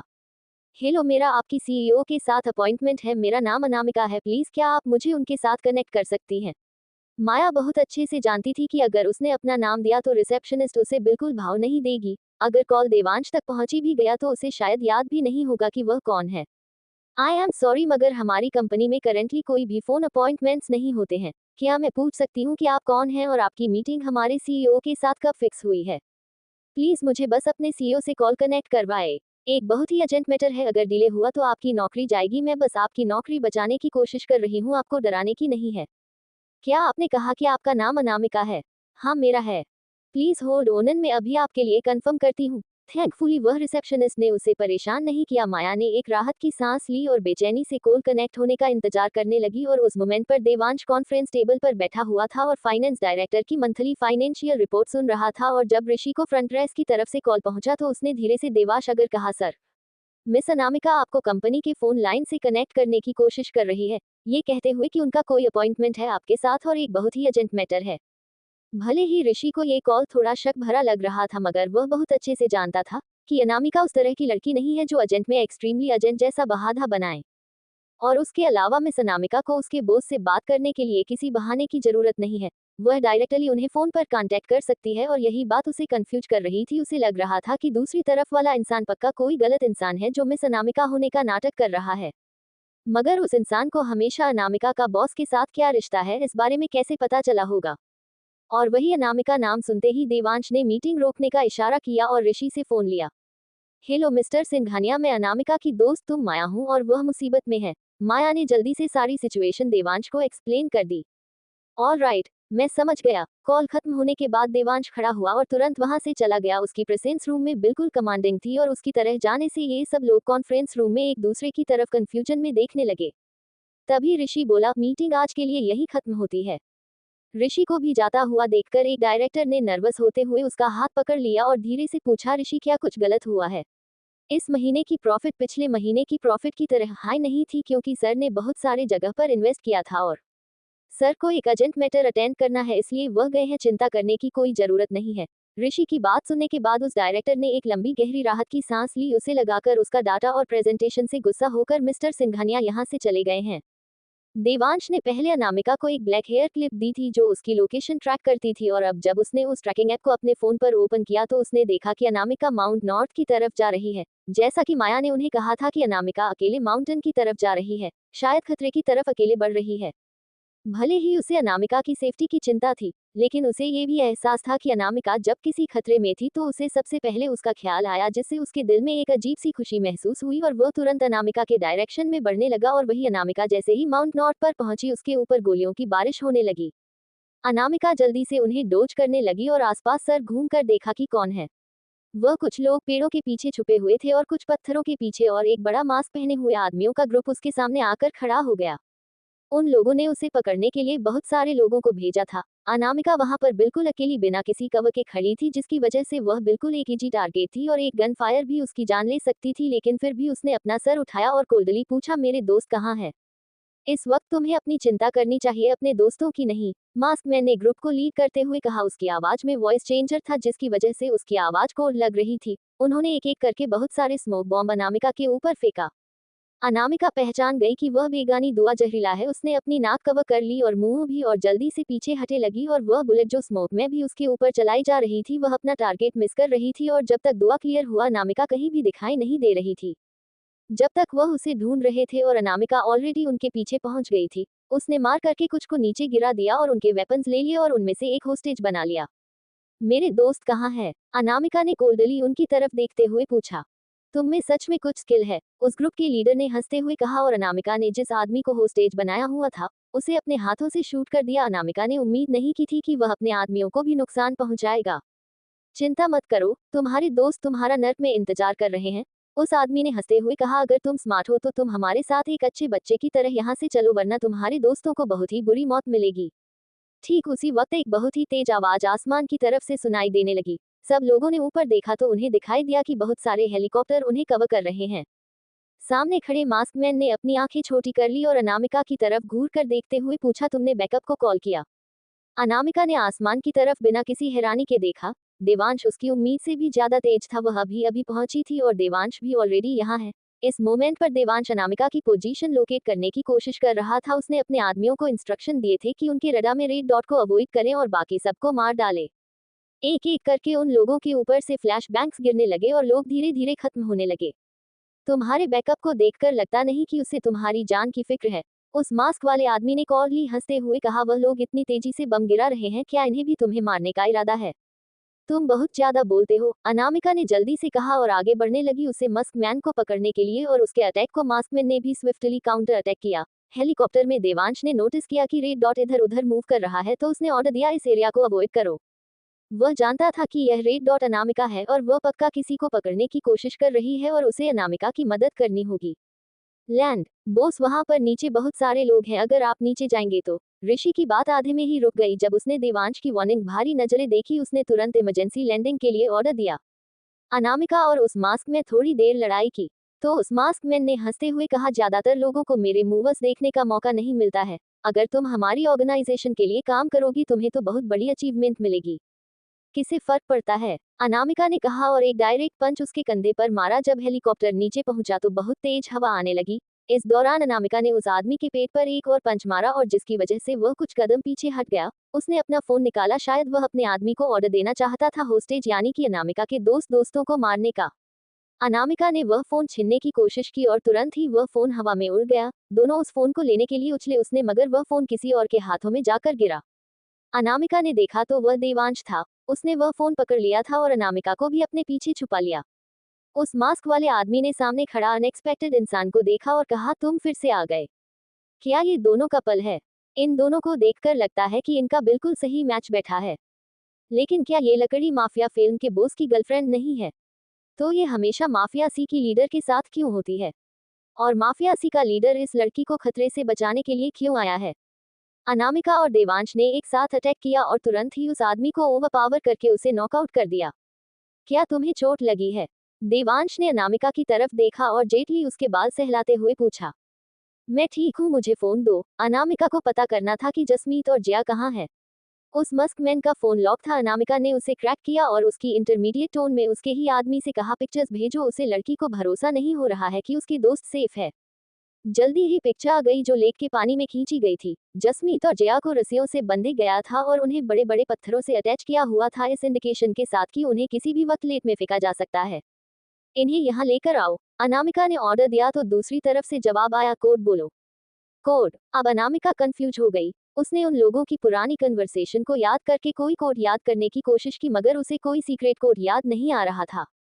क्या ऐसा हो सकता है कि इस आदमी ने प्राइवेटली अपने आदमियों के साथ मिलकर कोई कोड सेट किया हो बिना उसके पता चले? प्लीज कोड बोलो, स्ट्रेंज ने दूसरी तरफ से कहा। तो अनामिका को डर था कि वह लोग उसे कंफ्यूजन को सेंस कर लेंगे और उसने देवांश को फोटो देते हुए कहा, क्या तुम बता सकते हो इस जगह कहाँ है? मुझे देखने दो। देवांश ने वह फोन लिया और ध्यान से देखा तो वह फोटो लेक साइड पर कैप्चर की गई थी और पिक कैमलिया के अलावा वहां पर कोई और सिग्निफिकेंट क्लू नहीं दिखाई दे रहा था। लेकिन देवांश ने अपनी कंपनी के द्वारा डेवलप किए हुए एक ऐप के जरिए जल्दी ही मुंबई में उस लोकेशन को ढूंढ लिया। लेकिन वह एग्जैक्ट लोकेशन नहीं पता कर पाया। उसके फोन पर कुछ सिमिलर साइट्स दिखाई दी जो उस स्क्रीन की साइट से कुछ कुछ मैच होती थी। ये दो लोकेशन बहुत ही दूर है, मुंबई कॉलेज से यहाँ पहुंचने में एटलीस्ट 2 घंटे लगने वाले हैं। अनामिका ने एनालाइज करते हुए कहा, और बाकी 3 में से 2 के क्या मोबाइल है? इन 2 जगह में से कहाँ हो सकती है जसमीत और जिया? ये बताना बहुत ही मुश्किल था। पहले हमें प्लेन में बैठ जाना चाहिए। देवांश ने उसका हाथ पकड़ा और उसे मस्क मैन को ऋषि को हैंडल करने के लिए छोड़ दिया और वहीं दूसरी तरफ जब उस खतरनाक आदमी को इंतजार करने के बाद भी मास्क वाले आदमी का कोड नहीं रिसीव हुआ तो उसे डर हुआ कि वह खतरे में है और उन्होंने ओरिजिनल प्लान आगे बढ़ने का डिसाइड किया और जसमीत और माया को लेक के साइड पर ले आए। उनके पैरों में पत्थर बंधे हुए थे और उन्हें रस्सियों से बांधा गया था, इसलिए उन लड़कियों को आगे बढ़ाने में मुश्किल हो रही थी और वह लगातार गिरे जा रही थी। कांपती हुई आवाज में जिया ने रिक्वेस्ट करते हुए कहा, सर क्या हमने कोई गलती की है जिससे आप लोगों को गुस्सा आया है? आप लोग हमारे साथ ऐसा क्यों कर रहे हैं? अगर आपको पर ऐसे चाहिए तो मेरी फैमिली आपको 10 लाख से ज्यादा नहीं दे पाएगी। और जसमीत भी डरी हुई थी और उसने कहा, अगर हम मरने वाले हैं तो प्लीज हमें बता तो दीजिए कि आप हमारे साथ ऐसा कर क्यों रहे हैं। हम दोनों ने आपको कहाँ ओपन किया है और आप लोगों को क्या चाहिए, एटलीस्ट हमें ये तो बता दीजिए। उस मास्क वाले आदमियों ने उन्हें इग्नोर किया और उन्हें खींचते हुए ले जाकर फोर्सफुली एक एक आड़े धक्का देने लगे। या फिर से गिर गई और एक पत्थर से उसके घुटने छिल गए, लेकिन दूसरे मस्क मैन को उसकी चोट से कोई फर्क नहीं पड़ा और उसने रफली उसे घसीटते हुए उठाया, भले ही उनके हाथ पैर बंधे हुए थे। लेकिन जिया ने किसी तरह उस आदमी के कपड़े पकड़ते हुए कहा, प्लीज हमें मरने से पहले हमें सच बता दीजिए, क्या कोई आपको ये सब करने के लिए ऑर्डर दे रहा है? कौन है वह? हम मरने वाले हैं, हम किसी को भी इस बारे में बता नहीं पाएंगे। बस प्लीज हमें बता दीजिए, कोई फर्क नहीं पड़ता किसी और से। जसमीत ने कितनी रिक्वेस्ट की मगर वह सारे आदमी चुप थे, बिल्कुल ऐसे जैसे उनके मुंह में जबान ही ना हो। जिया को स्ट्रगल करने के बावजूद भी लेकर साइड पर घसीट कर ले जाया गया। छोड़ दो मुझे। जसमीत को भी आगे ले आया गया तो उसने किसी तरह वाले आदमी को मारते हुए कहा, जियो डरो मत। मारना नहीं चाहती हूँ, जिया ने रोते हुए कहा। मगर तभी अचानक उन्हें आसमान से एक आवाज सुनाई देने लगी। उस आवाज ने उन मास्क वाले आदमियों को डरा दिया और उन्होंने ऊपर देखा तो उन्हें हेलीकॉप्टर दिखाई दिया। क्या ये रेस्क्यू टीम है? और वही हेलीकॉप्टर के सिस्टम ने तुरंत नीचे 8 से 7 आदमियों को डिटेक्ट कर लिया और समझ में आ गया कि कुछ लोग नीचे है। क्या ऐसे हो सकता है कि कोई हमें बचाने आया है? जिया को अब कोई फर्क नहीं पड़ रहा था, उसने अपनी पूरी जान लगाकर बहुत तेजी से चिल्लाकर कहा, हेल्प हेल्प, कोई हमें बचाओ। उसकी चीख की आवाज हेलीकॉप्टर की आवाज में दब कर रह गई, लेकिन उसके चीखने से मास्क वाले आदमियों को याद आ गया कि उनके पास ज्यादा वक्त नहीं है। अगर कहानी आप सबको पसंद आती है तो प्लीज इसे ज्यादा से ज्यादा लाइक, शेयर और अपने दोस्तों में शेयर भी करें। ऑडियो नॉवल हिंदी में आप लोगों का स्वागत है। ऐसी हाई स्टोरी सुनने के लिए हमारे चैनल ऑडियो नॉवल हिंदी को सब्सक्राइब जरूर करें एंड माई मिस्टीरियस वाइफ का किसी बाई स्टोरी का एक्स्ट्रा एपिसोड चीटू टेलीग्राम चैनल ज्वाइन कर लो। लाइन डिस्क्रिप्शन में है 337 अनामिका और देवांश का रिश्ता। अब तक आपने पढ़ा कि अनामिका के दो दोस्तों को उसके दुश्मन किडनैप कर लेते हैं मगर देवांश और अनामिका उन्हें बचाने के लिए पहुंच जाते हैं। अब आगे जिया के इस तरह चिल्लाने से उसकी आवाज तो ऊपर नहीं पहुंची मगर वह मास्क वाले आदमी जो अभी तक हैरान खड़े थे वह होश में वापस आ गए कि उनके पास ज्यादा वक्त नहीं है। हेलीकॉप्टर लैंड करने वाले थे, इसलिए उसकी तेज हवा से उन आदमी उन्हें अपनी आंखों को कवर कर लिया। वह हवा इतनी स्ट्रांग थी कि आवाज भी उसके सामने डिफेंड हो रही थी और वहीं उनमें से एक मास्क वाले आदमी ने जिया का स्टोन उठा लिया और उसे लेक में फेंकने वाला था। नहीं, जसमीत ने ये तुरंत देख लिया और खड़े होते हुए उसे मार कर गिरने लगी हो, जिससे वह आदमी गुस्सा हो गया और उसने जसमीत को पंच किया और जब जिया ने ये देखा तो उसने अपने सर से उसे मारते हुए कहा, तुम्हारी हिम्मत कैसे हुई मेरे दोस्त को मारने की? मैं तुम्हें मार डालूंगी। इन दोनों लड़कियों को डिपेंडेंट होता हुआ देखकर मास्क वाले आदमियों ने एक साथ उन दोनों के पत्थर उठाया और उन्हें लेक में फेंक दिया। पत्थर बहुत ही ज्यादा बड़े थे जिसकी वजह से जिया और जसमीत तुरंत पत्थरों को वेट के साथ पानी में घसीटती हुई चली गई। चोपर ठीक लेक के ऊपर था। जब अनामिका ने नीचे का नजारा देखा तो बिना किसी ख्याल के कैबिनेट का डोर खोला और बाहर कूद गई। जसमीत और माया बहुत ही तेजी से नीचे डूब रहे थे उन पत्थरों के भार की वजह से। नीचे अनामिका तेजी से तैरती जा रही थी और जल्दी ही उसे जसमीत और जिया लेक के अंदर डूबते हुए मिले और दोनों जसमीत और जिया को वह राशियों से बंधा हुआ था जिसकी वजह से उनके तैरने की कोशिश नाकामयाब हो रही थी और वह लोग अपनी सांस रुके हुए थे। अपने ऐसा लग रहा था जैसे वह लोग मरने वाले हैं। जिया की आंखों से आंसू बहने लगे। उसे समझ ही नहीं आ रहा था कि वह सिचुएशन में फांसी कैसे, और उस दुख में ही उसके मुंह के अंदर पानी चला गया जिसकी वजह से उसका दम घटने लगा और वह हेल्प के लिए डेस्परेट हो गई। कोई आएगा उसे बचाने के लिए। जैसे ही उसने सारी उम्मीदें छोड़ दी थी उसे अचानक अपनी रोप थोड़ी ढीली महसूस हुई। उसने अपनी आंखें बड़ी करके देखा तो अनामिका सामने थी। अनामिका उसकी रूप को काट रही थी जो पत्थर से बंधा हुआ था मगर पानी की वजह से उसके मूवमेंट बहुत ही स्लो हो गए थे। जसमीत की आंखों से आंसू बहने लगे। उसे भरोसा नहीं हो रहा था कि अनामिका अपनी जान खतरे में डाल रही है। उनकी जान बचाने के लिए वह रोना चाहती थी मगर रुक गई इस डर से कि कहीं इस वजह से उन्हें बचाना और भी मुश्किल ना हो जाए। अचानक से बहुत सारे लोग पानी में कूद गया और उनकी तरफ तैरने लगे। उनमें सबसे तेज तैरने वाला इंसान देवांश था, जिसने तुरंत अनामिका की मदद की जसमीत और जिया के पत्थरों को काटने में और फिर अनामिका के साथ मिलकर उन्हें ऊपर ले आया। फाइनली पानी के अंदर सांस न ले पानी की वजह से उनकी जो सांसें रुकी हुई थी, जसमीत जैसी ऊपर आए लंबी लंबी सांस लेने लगी। जसमीत को उल्टी जैसा फील हो रहा था और उसका सर घूम रहा था। चलो पहले यहाँ से चलते हैं, अनामिका ने कहा और उसे पढ़कर आगे ले जाने लगी। देवांश भी उसके साथ था और वह जितना हो सके उतना मदद करने की कोशिश कर रहा था। वापस जमीन पर आने के बाद जसमीत ठंडी की वजह से कांप रही थी और जिया, जिसने पानी निकाल लिया था, वह अभी भी बेहोश थी। जब अनामिका ने उसे चेस्ट कंप्रोमस दिया तो जिया के मुंह से पानी निकला और वह अनामिका के गले लगाकर अनकंट्रोल रोने लगी। अनामिका सबको इग्नोर कर दिया। जिया ने रोते हुए कहा, वह आदमी बहुत ही क्रूएल थे, उन्होंने हमें पत्थर से बांध दिया, हमें मारा, देखो जसमीत के चेहरे पर कितनी चोट लगी हुई है। जसमीत के चेहरे पर लगी चोटों और खून को देखकर अनामिका को बहुत बुरा लगा और उसने कहा, चिंता मत करो, हम उन्हें अच्छा सबक सिखाएंगे।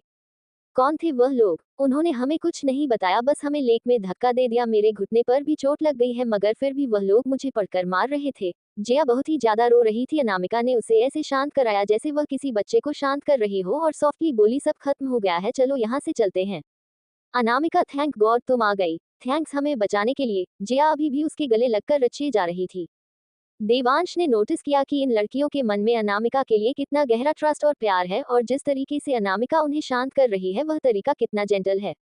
ऑलराइट इट्स ओके, रो मत। अनामिका ने किसी तरह उन दोनों को शांत कराया तो जसमीत अनामिका के गले लगाते हुए बोली, अनु तुम वक्त पर आ गई, थैंक यू हमें बचाने के लिए। अगर अनामिका 1 या 2 मिनट और लेट होती तो वह लोग अब तक डूबकर मर चुके होते। जब वह लोग शांत हो गए तो अनामिका उन्हें हेलीकॉप्टर की तरफ ले जाने लगी। वही देवांश ने अनामिका को ब्लैंकेट से कवर कर दिया और टॉवल से उसके बाल सुखाते हुए बोला, केयरफुल रहो वरना तुम्हें ठंड लग जाएगी। मैं ठीक हूँ, पहले चलो मेरे घर चलते हैं, तुम लोग कपड़े बदल लो, तुम लोग गीले कपड़ों में रहोगी तो ठंड लग जाएगी। देवांश ने तुम लोग कहा, लेकिन उसे बस अनामिका की चिंता थी। यह हेलीकॉप्टर उनके प्राइवेट जेट की तरह नहीं थे जिसमें बेडरूम और कपड़े नहीं थे। देवांश ने जल्द से जल्द उन्हें नियरेस्ट रिजॉर्ट की तरफ ले जाने के लिए कहा, बहुत ही स्पीड से। ये रिजॉर्ट सिंघानिया कॉरपोरेशन का ही था और वह हेलीकॉप्टर डायरेक्ट रिसोर्ट के हेलीपैड पर लैंड हुआ, जहां स्टाफ मेंबर ऑलरेडी इंतजार कर रहे थे और हेलीकॉप्टर को देखते ही उनकी तरफ भागे। Mister Singhania, miss Anamika, manager और एक स्टाफ मेंबर की लाइन था और उन्होंने टावल रेडी रखे हुए थे। देवांश ने टावल लिया और अनामिका के आसपास लपेटे हुए धीरे से कहा, तुम जाओ हॉट शावर लो और अपने कपड़े बदलो, हमने सब कुछ तुम्हारे रूम में भिजवा दिया है। देवांश जानता था कि अनामिका की दोस्त भी अनामिका के साथ ही रहेंगे, इसलिए वह उसके साथ नहीं गया। मिस अनामिका, लेडीज प्लीज हमारे साथ यहाँ से चलिए। रिसोर्ट के मैनेजर ने पर्सनली उन्हें प्रेसिडेंशियल स्वीट में एस्कॉर्ट किया और वही रास्ते में अनामिका ने माया को कॉल किया, हमें वह मिल गई है। और यह सुनते ही माया इतना खुश हो गई कि खुशी के मारे रोने लगी और उसकी आंखों से आंसू बहने लगे। मिस्टर सिंघानिया ने उन्हें ढूंढा है ना? मैं जानती थी उनके जितने रिसोर्सेस है वह आराम से किसी को भी ढूंढ सकते थे। क्या वह लोग ठीक है? क्या उन्हें चोट लगी है? बस थोड़ी बहुत चोट लगी है, अनामिका ने सॉफ्टली कहा। तुम बहुत ही चालाक हो, तुम समझ गई कि मैं क्या कहने की कोशिश कर रही हूँ। पहले पहले मैं पूरी तरह से हैरान हो गई थी और मुझे याद ही नहीं आ रहा था कि तुमने मेरी पीठ पर उंगली से क्या लिखा था। थोड़ी देर वक्त लगा मुझे अटेम्प्ट करने के बाद मुझे इस बारे में याद आया। तो रियल सेवियर तुम हो? ये सुनकर माया ने अपने फोन पर पकड़ मजबूत कर दी और सेंटिमेंटल होते हुए कहा, तुम लोग को वापस आ रहे हो? क्या तुम लोग रास्ते में हो? हम थोड़ी देर बाद वापस आएंगे, अनामिका ने धीरे से कहा। तुम जाओ और कुछ खा लो कैफेटेरिया से और हाँ, कैंपस से बाहर मत निकलना। भले ही वह गैग के कुछ लोग चोट लगे हुए थे या फिर मर गए थे, लेकिन वह गेम इतनी छोटी नहीं थी, इसलिए सेफ रहना ज्यादा बेहतर होगा। ऑलराइट, मैं कैंपस में ही रहूंगी और तुम लोगों का इंतजार करूंगी। गुड, मैं आप कॉल कट कर रही हूँ। अनामिका प्रक्रिया डेंसिल स्वीट में पहुंची तो मैनेजर ने हल्का सर झुकाते हुए काफी रिस्पेक्टफुल टोन में कहा, मिस अनामिका, अगर आपको किसी भी चीज की जरूरत हो तो प्लीज बेल बजाने में हिचकिचाहट मत कीजिएगा। मैं आपकी सर्विस में 247 अवेलेबल हूँ और यह रही फर्स्ट एड किट जो आपने मंगाई थी। Thank you. अनामिका ने हाँ में सर हिलाया और वह फर्स्ट टिकट लेकर लड़कियों के साथ स्वीट के अंदर चली गई। जिया, जो थोड़ी देर पहले बहुत ही ज्यादा डरी हुई थी, जब उसने वह लग्जरियस स्वीट देखा तो उसे याद आया कि जिस इंसान को अभी उसने थोड़ी देर पहले अनामिका के साथ देखा था वह वर्ल्ड रिचेस्ट इंसान देवांश की तरह दिखता था। और तब उसे याद आया कि यह रिजॉर्ट सिंघानिया कॉर्पोरेशन की प्रॉपर्टी है। अनामिका, वह थोड़ी देर पहले जो इंसान हमारे साथ है, क्या वह तुम्हारे बॉयफ्रेंड है और क्या उनका नाम देवांश है? जिया ने पूछा और वह इतने बड़े इन्फ्लुएंस इंसान को देखकर अभी भी हैरान थी। हाँ, तुम लोग बैठ जाओ, मैं तुम लोगों की इंजरीज पर दवा लगा देती हूँ, अनामिका ने कहा और उन्हें काउच पर बैठने का इशारा किया, जिससे जिया बहुत ही ज्यादा शॉक हो गई और उसने पूछा, तुम देवांश को डेट कर रही हो? इसमें इतनी सरप्राइज होने वाले क्या बात है। अनामिका औसम है और वह देवांश के साथ है, इससे ज्यादा डिजर्विंग बात और क्या हो सकती है। जसमीत ने कहा, अनु तुम्हें कैसे पता चला कि हम लोग खतरे में हैं और तुम लोगों को कैसे पता चला कि हम उस लेक में गिर गए हैं। जब अनामिका उनके घाव पर पट्टी कर रही थी तो उसने सब कुछ एक्सप्लेन किया कि क्या हुआ था, लेकिन उसने बड़ी बड़ी खतरनाक ऑर्गेनाइजेशन के बारे में कोई नाम नहीं लिया। जितना कम लोग इस बारे में जानेंगे उतना वह लोग सेफ रहेंगे।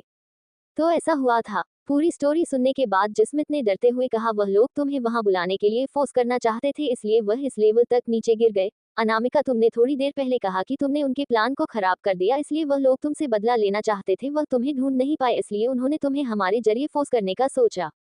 ये सुनकर जसमीत ने डरते हुए पूछा, क्या तुम किसी तरह के खतरे में हो?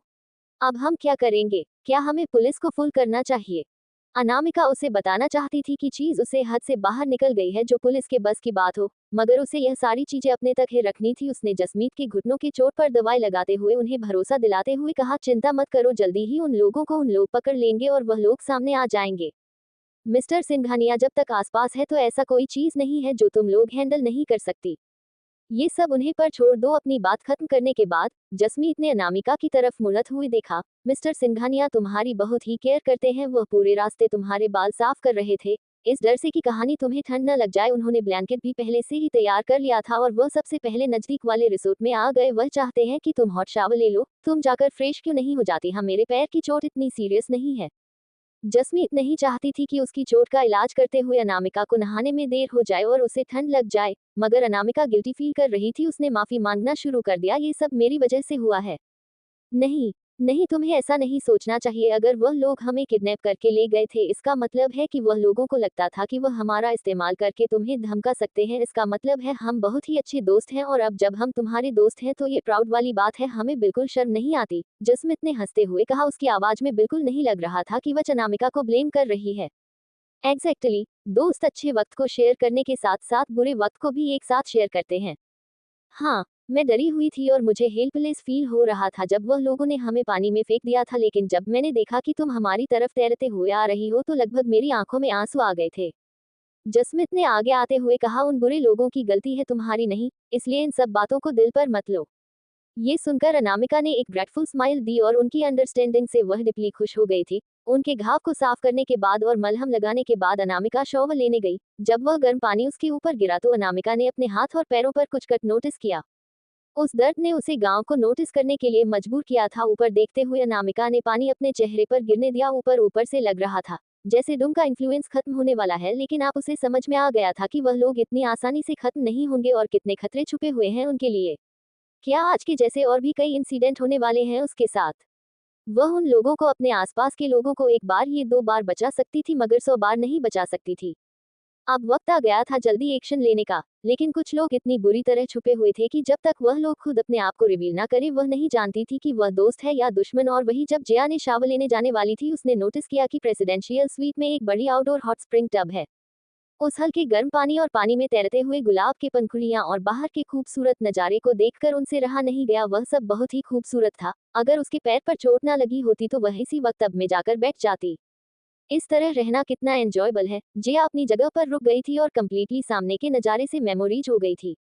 अगर तुम बात लेना चाहती हो तो तुम कर सकती हो, बस तुम्हारी चोट लगी हुए पैर को पानी से बाहर रखना। राइट, मैंने इस बारे में क्यों नहीं सोचा? जसमीत, मेरे साथ चलो। फाइनली जिया की रिक्वेस्ट को मनाना कर पानी की वजह से जसमीत भी उस हॉट बात में बैठने के लिए मान गई। ये कितना रिलैक्सिंग है। जिया ने आंखें बंद कर ली और थोड़ी देर बाद कहा, जब मैं बहुत पैसे कमा लूंगी तो मैं पक्का मॉम को भी ऐसी जगह लेकर आऊंगी। ये सुनकर जसमित हंसते हुए बोली, तुम बहुत अच्छी बेटी हो। आगे कहानी में क्या होगा जानने के लिए पढ़ते रहिए और कमेंट और लाइक जरूर कीजिए। अगर कहानी आप सबको पसंद आती है तो प्लीज इसे ज्यादा से ज्यादा लाइक, शेयर और अपने दोस्तों में शेयर भी करें। ऑडियो नॉवल हिंदी में आप लोगों का स्वागत है। ऐसी हाई स्टोरी सुनने के लिए हमारे चैनल ऑडियो नॉवल हिंदी को सब्सक्राइब जरूर करें। एंड माय मिस्टीरियस वाइफ का किसी बाई स्टोरी का एक्स्ट्रा एपिसोड चीटू टेलीग्राम चैनल ज्वाइन कर लो, लाइन डिस्क्रिप्शन में है। अब तक आपने पढ़ा कि अनामिका और देवांश वक्त पर पहुंचकर जसमीत और जिया को बचाकर सिंघानिया कॉर्पोरेशन के नजदीकी रिसोर्ट में ले आते हैं। अब आगे जसमीत और जिया दोनों बाथटब में बैठी हुई थी और बात कर रही थी, मगर मेरी मॉम की बेस्ट फ्रेंड ने उन्हें धोखा दिया और गारंटी बनाकर वह लोन ले लिया और वह 50 लाख रुपए के साथ भाग गई। मेरी मॉम की फैक्ट्री उस कर्ज की वजह से बिक गई है और मेरी मॉम को 20 लाख रुपए का कर्ज अकेले चुकाना है। तुम जानती हो जब मैं 10 साल की थी तो मुझे 20 लाख रुपए बहुत ही ज्यादा लगते थे। मेरी मॉम उनके दोस्त को कांटेक्ट नहीं कर पा रही थी, इसलिए उन्हें मल्टीपल जॉब्स करनी थी उस कर्ज को चुकाने के लिए। इसकी वजह से उनकी हेल्थ बहुत ही खराब हो गई है। इसलिए मुझे एक डॉक्टर बनना है और मेरी मॉम को बेहतर बनाना है। ये सुनकर जसमीत ने धीरे से पूछा, क्या तुम लोगों ने आखिर में सारा कर्ज चुका दिया? हम लोगों ने लगभग 10 लाख रुपए चुका दिए थे और तभी उनकी फ्रेंड को फ्रॉड के लिए अरेस्ट कर लिया गया। लोन कंपनी ने उनके सारी गंदे कामों को एक्सपोज कर दिया, इसलिए वह कर्ज अपने आप माफ हो गया। बाद में मेरी मॉम ने एक ऑनलाइन शॉपिंग स्टोर खोला जहां पर वह अपने डिजाइन किए हुए कपड़े बेचती थी। मेरी फ्री टाइम में मैं भी ऑर्डर पैक करने में और उनके डिजाइन के लिए सोशल मीडिया पर मॉडल बनने में मदद करती थी। लास्ट मंथ मैंने अपनी कमाई से मेरी मॉम के लिए एक अच्छा सा ड्रेस खरीदा और इस मंथ में एलवी का बैग भी अपने लिए खरीदा। उसका प्यारा एलवी का बैग उस रेस्टोरेंट में मुंबई कॉलेज के ही छूट गया। जब उसे बंदी बनाया गया था उसे नहीं पता कि उसे वह वापस में लाया गया या नहीं। चिंता मत करो माया, वह हमारे लिए ले आएगी। मेरी किचन भी मैंने उस बैग में छूट आई थी। बाय द वे जसमीत, तुम्हारे पेरेंट्स क्या करते हैं? ये सुनकर जसमीत के एक्सप्रेशन खराब हो गए। मेरे डैड एक फूड कंपनी चलाते थे जिसमें कुकीज और कैंडीज बनती थी और मेरी मॉम जब मेरी बहुत छोटी थी तब इस दुनिया से चली गई। आई एम सॉरी, मैं तुम्हारी बुरी यादों को तुम्हें याद नहीं देना चाहती थी, जिया ने माफी मांगते हुए कहा। लेकिन तुम्हारी फैमिली तो अमीर लगती है। जसमीत हमेशा अच्छे कपड़े पहनती है और सब लोगों को यही लगता है कि वह अच्छे बैकग्राउंड से आती है। जब मैं 18 साल की हुई उसके बाद से मैं अपनी फैमिली के पैसे इस्तेमाल नहीं करती, अपनी कॉलेज की फीस देने के लिए भी नहीं। मैं सारे पार्ट टाइम जॉब से ही पैसे कमाती हूँ। क्यों? जिया ने कंफ्यूजन में पूछा। मेरी मॉम के लिए गुजरने की 1 साल बाद ही मेरे डैड ने एक नई लड़की से शादी कर ली। वह अपने साथ 2 जुड़वा बच्चों को भी लाई थी जो मेरी ही उम्र के थे। तब मुझे पता चला कि मेरे डैड का अफेयर उस औरत के साथ मेरी मॉम के मरने से पहले था और वह दोनों जुड़वा बच्चे मेरे डैड के ही हैं और वह हमारे कॉलेज में ही पढ़ते हैं। क्या तुम्हारे डैड ने तुम्हारी मॉम को तुम्हारी पैदा होने से पहले चीट किया था? ये तो बहुत ही घटिया है। जिया शॉक हो गई और उसने सिंपैथी से कहा, तुम पक्का अपने डैड से बहुत नफरत करती होगी इसलिए तुम उनके पैसे इस्तेमाल नहीं करती। नॉट एग्जैक्टली, वह औरत मेरे डैड के पैसे को कंट्रोल करती है। जब मैं हाई स्कूल पर थी तो हमेशा मेरे स्कूल की फीस देने के बाद वह मुझे बहुत ही भला बुरा कहती थी। ये सुनकर जिया को अपनी दोस्त के लिए और भी बुरा लगने लगा। इसलिए अब मैं घर नहीं जाती हूँ और ना ही उनसे पैसे मांगती हूँ। मैं अब उस इंसान को अपना पिता भी नहीं मानती। अपनी स्टोरी अपने दोस्त से शेयर करने के बाद जसमीत को काफी रिलीफ फील हुआ। माया के अलावा उसने यह बात आज तक किसी को नहीं बताई थी। अनामिका और श्रेया अक्सर रूम में नहीं होते हैं इसलिए माया उसकी बेस्ट फ्रेंड बन गई थी। अगर कुछ भी होता था वह सबसे पहले माया को ही बताती थी। तो तुमने मेडिसिन पढ़ने का क्यों फैसला किया? जिया ने पूछा। क्योंकि मेरी मॉम की मौत उन सक्सेसफुल ऑपरेशन की वजह से ही हुई थी और सही वक्त पर सही इलाज न मिल पाने की वजह से किसी एक प्यार इंसान को खो देना इतना पेनफुल होता है कि वह मेरे दिल में बस गया है। आई होप कि मैं कम से कम लोग इस बात को एक्सपीरियंस करें। अगर मैं और भी स्किल सीखूंगी और एक अच्छी डॉक्टर बन जाऊंगी तो और भी लोगों की जान बचा पाऊंगी और बीमारी की वजह से परिवार नहीं टूटेंगे। तुम बस अनामिका की तरह ही हो, तुम्हारा एम भी बहुत ही ऊंचा है। जिया ने सिंसियरली एडमायर करते हुए कहा, मुझे तुम पर पूरा भरोसा है, तुम डेफिनेटली फ्यूचर में एक बड़ी डॉक्टर बनोगी। तुम भी, चलो एक साथ हार्ड वर्क करते हैं, जसमीत ने उसे इनकरेज करते हुए कहा। शॉव लेने के बाद अनामिका वही खड़ी होकर उनकी बातें सुन रही थी। उसे उनकी बातें सुनकर बहुत वक्त पहले की याद आ गई जब उनकी ट्रेनिंग के दौरान जसमीत की आंखें लाल थी और वह एब्सेंट माइंडेड लगती थी। क्या उस वक्त जसमीत को परेशान किया गया था? मगर उसे चुपचाप शांत से सब कुछ सहने का फैसला किया। अगर ऐसी बात है तो उसकी सिचुएशन तो अनामिका से कुछ मिलती जुलती है जो उसने मेहता परिवार में एक्सपीरियंस किया था। दोनों की सिचुएशन एक जैसी होने की वजह से अनामिका को उस सिंपैथी हो रही थी। उसने जेटली ग्लास डोर पर नोक किया। अनामिका, जसमीत ने उसे देखा तो उसकी आंखों में दर्द चमक आ गई और उसने पूछा, क्या तुम हमें हॉट बात में ज्वाइन करना चाहोगी? कमोन, ये बहुत ही रिलैक्सिंग है, चलो यहाँ आकर बात करते हैं। ये बहुत ही रेयर अपॉर्चुनिटी थी इसलिए वह जिया ने अनामिका को भी भुला दिया। तो अनामिका ने जेंटल स्माइल के साथ कहा, मैंने शावर ले लिया है, तुम शावर के बाद भी हमें ज्वाइन कर सकती हो, हम अभी अभी अपने सीक्रेट शेयर कर रहे थे। जिया अपनी बात खत्म कर पाती उससे पहले ही अनामिका मुस्कुराकर उसकी बात रोकते हुए कहा, मैंने सब कुछ सुना। ये सुनकर जिया हैरान हो गई और उसने हंसते हुए कहा, क्या तुम शुरू से यहाँ खड़ी हो? अब तुम्हारी बारी है, तुम्हारी फैमिली क्या करती है? कोई सीक्रेट है जो तुम हमें शेयर करना चाहोगी? जसमीत अनामिका का स्पेशल स्टेटस जानती थी इसलिए उसने टॉपिक बदलते हुए कहा, मैं शर्त लगा सकती हूँ कि तुम मिस्टर सिंघानिया के साथ अनामिका के रिलेशनशिप जाना चाहती हो। एग्जैक्टली, अगर सच कहूँ तो मुझे यही जानना है। मैं ये जानने के लिए मरी जा रही हूँ कि तुम और देवाश एक साथ आए कैसे? क्या तुमने उसे प्रपोज किया या फिर वह तुम्हें इम्प्रेस कर रहा था? पहले किसी दूसरे इंसान से प्यार हुआ? जया अपनी क्यूरियसनेस बिल्कुल कंट्रोल नहीं कर पा रही थी। देवांश जैसा इंसान जो इतना बड़ा बिग शॉट है, एक्चुअली हमारी जिंदगी में हमारे सामने आकर खड़ा हो गया और इतने नजदीक खड़ा था, और सबसे मेन पॉइंट यह है कि वह अफवाहें की तरफ बिल्कुल नहीं है। वह बहुत ही अटेंटिव, केयरिंग और जेंटल है तुम्हारे लिए। अनामिका हॉट टब के बगल में बैठकर मुस्कुरा कर बोली, तो उसके बारे में अफवाहें क्या है? मैंने सुना है कि वह बहुत ही सख्त है और अपने एम्प्लॉइज के साथ बहुत ही स्ट्रिक्ट है और कोई भी आज तक उसे मुस्कुराते हुए नहीं देख पाया। ये सुनकर जसमीत बोली, पक्का मिस्टर सिंघानिया को ही अनामिका से प्यार हो गया होगा। अनामिका की पर्सनैलिटी के हिसाब से वह उनके पीछे बिल्कुल नहीं जाएगी। देखो तो मिस्टर सिंघानिया उससे कितना प्यार करते हैं। अनामिका इतनी आउटस्टैंडिंग है कि मिस्टर सिंघानिया अपने आप को उससे प्यार करने से रोक ही नहीं पाए होंगे। तो फिर तुम और देवांश कितने वक्त कर रहे हो? क्या तुम लोगों एक दूसरे के पेरेंट्स से मिले हो? अगर रिलेशनशिप स्टेबल हो गया तो क्या तुम उससे शादी कर लोगी? जया अपने आप को ये सारे सवाल पूछने से रोक नहीं पाई। उससे शादी कर लोगी? अनामिका ने इतने आगे का नहीं सोचा था, लेकिन अगर उनकी रिलेशनशिप ऐसा ही स्टेबल रहा तो जरूर शायद मैं कर लूंगी। अनामिका का जवाब सुनते ही जया ने शरारती मुस्कुराहट के साथ कहा, अनु तुम ब्लश कर रही हो। क्या तुमने कभी शादी के बारे में सोचा है? सचमुच? अनामिका ने तुरंत अपना चेहरा छुआ जो उसे बिल्कुल गर्म नहीं लग रहा था। पक्का वह बात अब की गर्मी की वजह से होगा। तुम सच में शर्मा रही हो? तुम कितनी क्यूट लगती हो। तो अगर मेरे पास इस वक्त फोन होता ना तो मैं तुम्हारी एक फोटो लेकर मिस्टर सिंघानिया को भेज देती। जया तुम कितना चढ़ाती हो, जसमीत ने उसके ऊपर पानी फेंकते हुए कहा। तो फिर तुम लोग अपने पेरेंट्स से कब मिलने वाले हो? जया अपना सवाल बिल्कुल नहीं भूली थी। वह लोग ऑलरेडी मिल चुके हैं, मगर याद रखना ये सीक्रेट है, तुम किसी को भी वापस जाकर बात नहीं सकती। रिलैक्स, मैं किसी को नहीं बताऊंगी अनामिका के लव लाइफ के बारे में। मैं बस क्यूरोस थी कि एक बिलियनियर को डेट करना कैसा लगता है। क्या तुम महंगे महंगे 5 स्टार होटल में डिनर करती हो, पूरा एक जगह बुक करती हो और रोमांटिक ट्रिप पर जाती हो?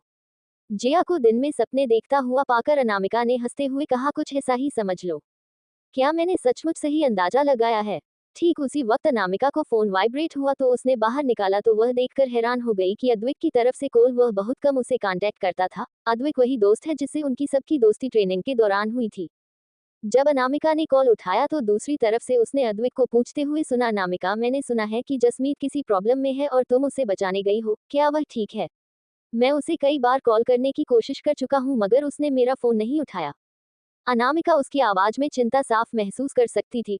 उसने मुस्कुराकर कहा, वह बिल्कुल ठीक है, मैं उसे तुम्हें बात करने के लिए कहती हूँ। ओके। अनामिका ने अपना फोन जसमीत को दिया और उनकी बात होने के बाद अनामिका ने उसे चिढ़ाते हुए कहा, तो तुम लोग डेट कर रहे हो? नहीं, बिल्कुल नहीं, जसमीत ने तुरंत एक्सप्लेन किया। बस उस मिलिट्री ट्रेनिंग के दौरान जब नित्या ने मुझे पानी में फेंका था तो अद्वैत ने ही मुझे बचाया था, और हमारे पास एक दूसरी का व्हाट्सएप नंबर है और हम लोग अक्सर चैटिंग करते रहते हैं। मैंने सुना है कि अद्वैत की फैमिली सुपर रिच है और मुंबई में उनके बहुत ही गहरे रूट है। हमारे कॉलेज में कई सारी ऐसी लड़कियां हैं जो उसे पसंद करती हैं। वह टोल है, हैंडसम है, कुल है और बिल्कुल हंसमुख है। वह बिल्कुल एक प्रिंस चार्मिंग की तरह है। तुम उसे क्यों डेट नहीं करती? जिया ने गॉसिप शुरू करते हुए कहा। उसने मुझे पूछा ही नहीं। जसमीत का चेहरा पूरा लाल हो गया था। वह तुम्हारे लिए इतना चिंता में है। उसने अनु को कॉल भी किया। जब वह तुमने कॉल नहीं उठाया तो इसका मतलब है कि उसे तुम्हारी बहुत ही फिक्र है। अगर वह तुम्हें बाहर बुलाएगा तो क्या तुम जाओगी? ये सुनकर जैस्मिन ने कन्फेस किया, मैंने इस बारे में कभी सोचा ही नहीं। वेल, तुम्हें इस बारे में सोचना शुरू करना चाहिए। जिया अपने आप को बोलने से रोक नहीं पाई। उसके ऊपर बहुत सारी लड़कियों की नजरें हैं। वह रिच है, हैंडसम है, सचमुच तुम्हारी केयर करता है। ये बहुत ही रेयर क्वालिटीज होती है। हम देखेंगे। जसमीत का चेहरा और भी लाल हो गया तो जिया हंसने लगी और अनामिका भी धीरे धीरे हंस रही थी। तभी उसने देवांश का व्हाट्सएप मैसेज देखा तो खड़े होते हुए बोली, मैं थोड़ी देर के लिए बाहर जा रही हूँ, तुम लोग कैरी ऑन करो। पक्का मिस्टर सिंघानिया ने तुम्हें मैसेज किया है ना? जो लोग प्यार करते हैं वह लोग कितनी लकी होते हैं जिनकी हर वक्त कोई ना कोई केयर करता रहता है। जिया ने गहरी सांस छोड़ते हुए कहा, मुझे भी रिलेशनशिप में आना है। कहाँ हो मेरे प्रिंस चार्मिंग? आ जाओ ना, ये लोग मुझे जला जला कर रख कर देंगे। और वही जसमित का चेहरा अभी भी शर्म की वजह से लाल पड़ा हुआ था। उसे याद था कि अद्विक उसे व्हाट्सएप पर हर रोज मैसेज करता है पिछले 1 महीने से और उसे डिनर पर बाहर इनवाइट करता है। क्या वह उसमें इंटरेस्टेड होगा? और वही अनामिका जैसे ही प्रेसिडेंशियल स्वीट से बाहर आई उसे देवांश ने उठा लिया।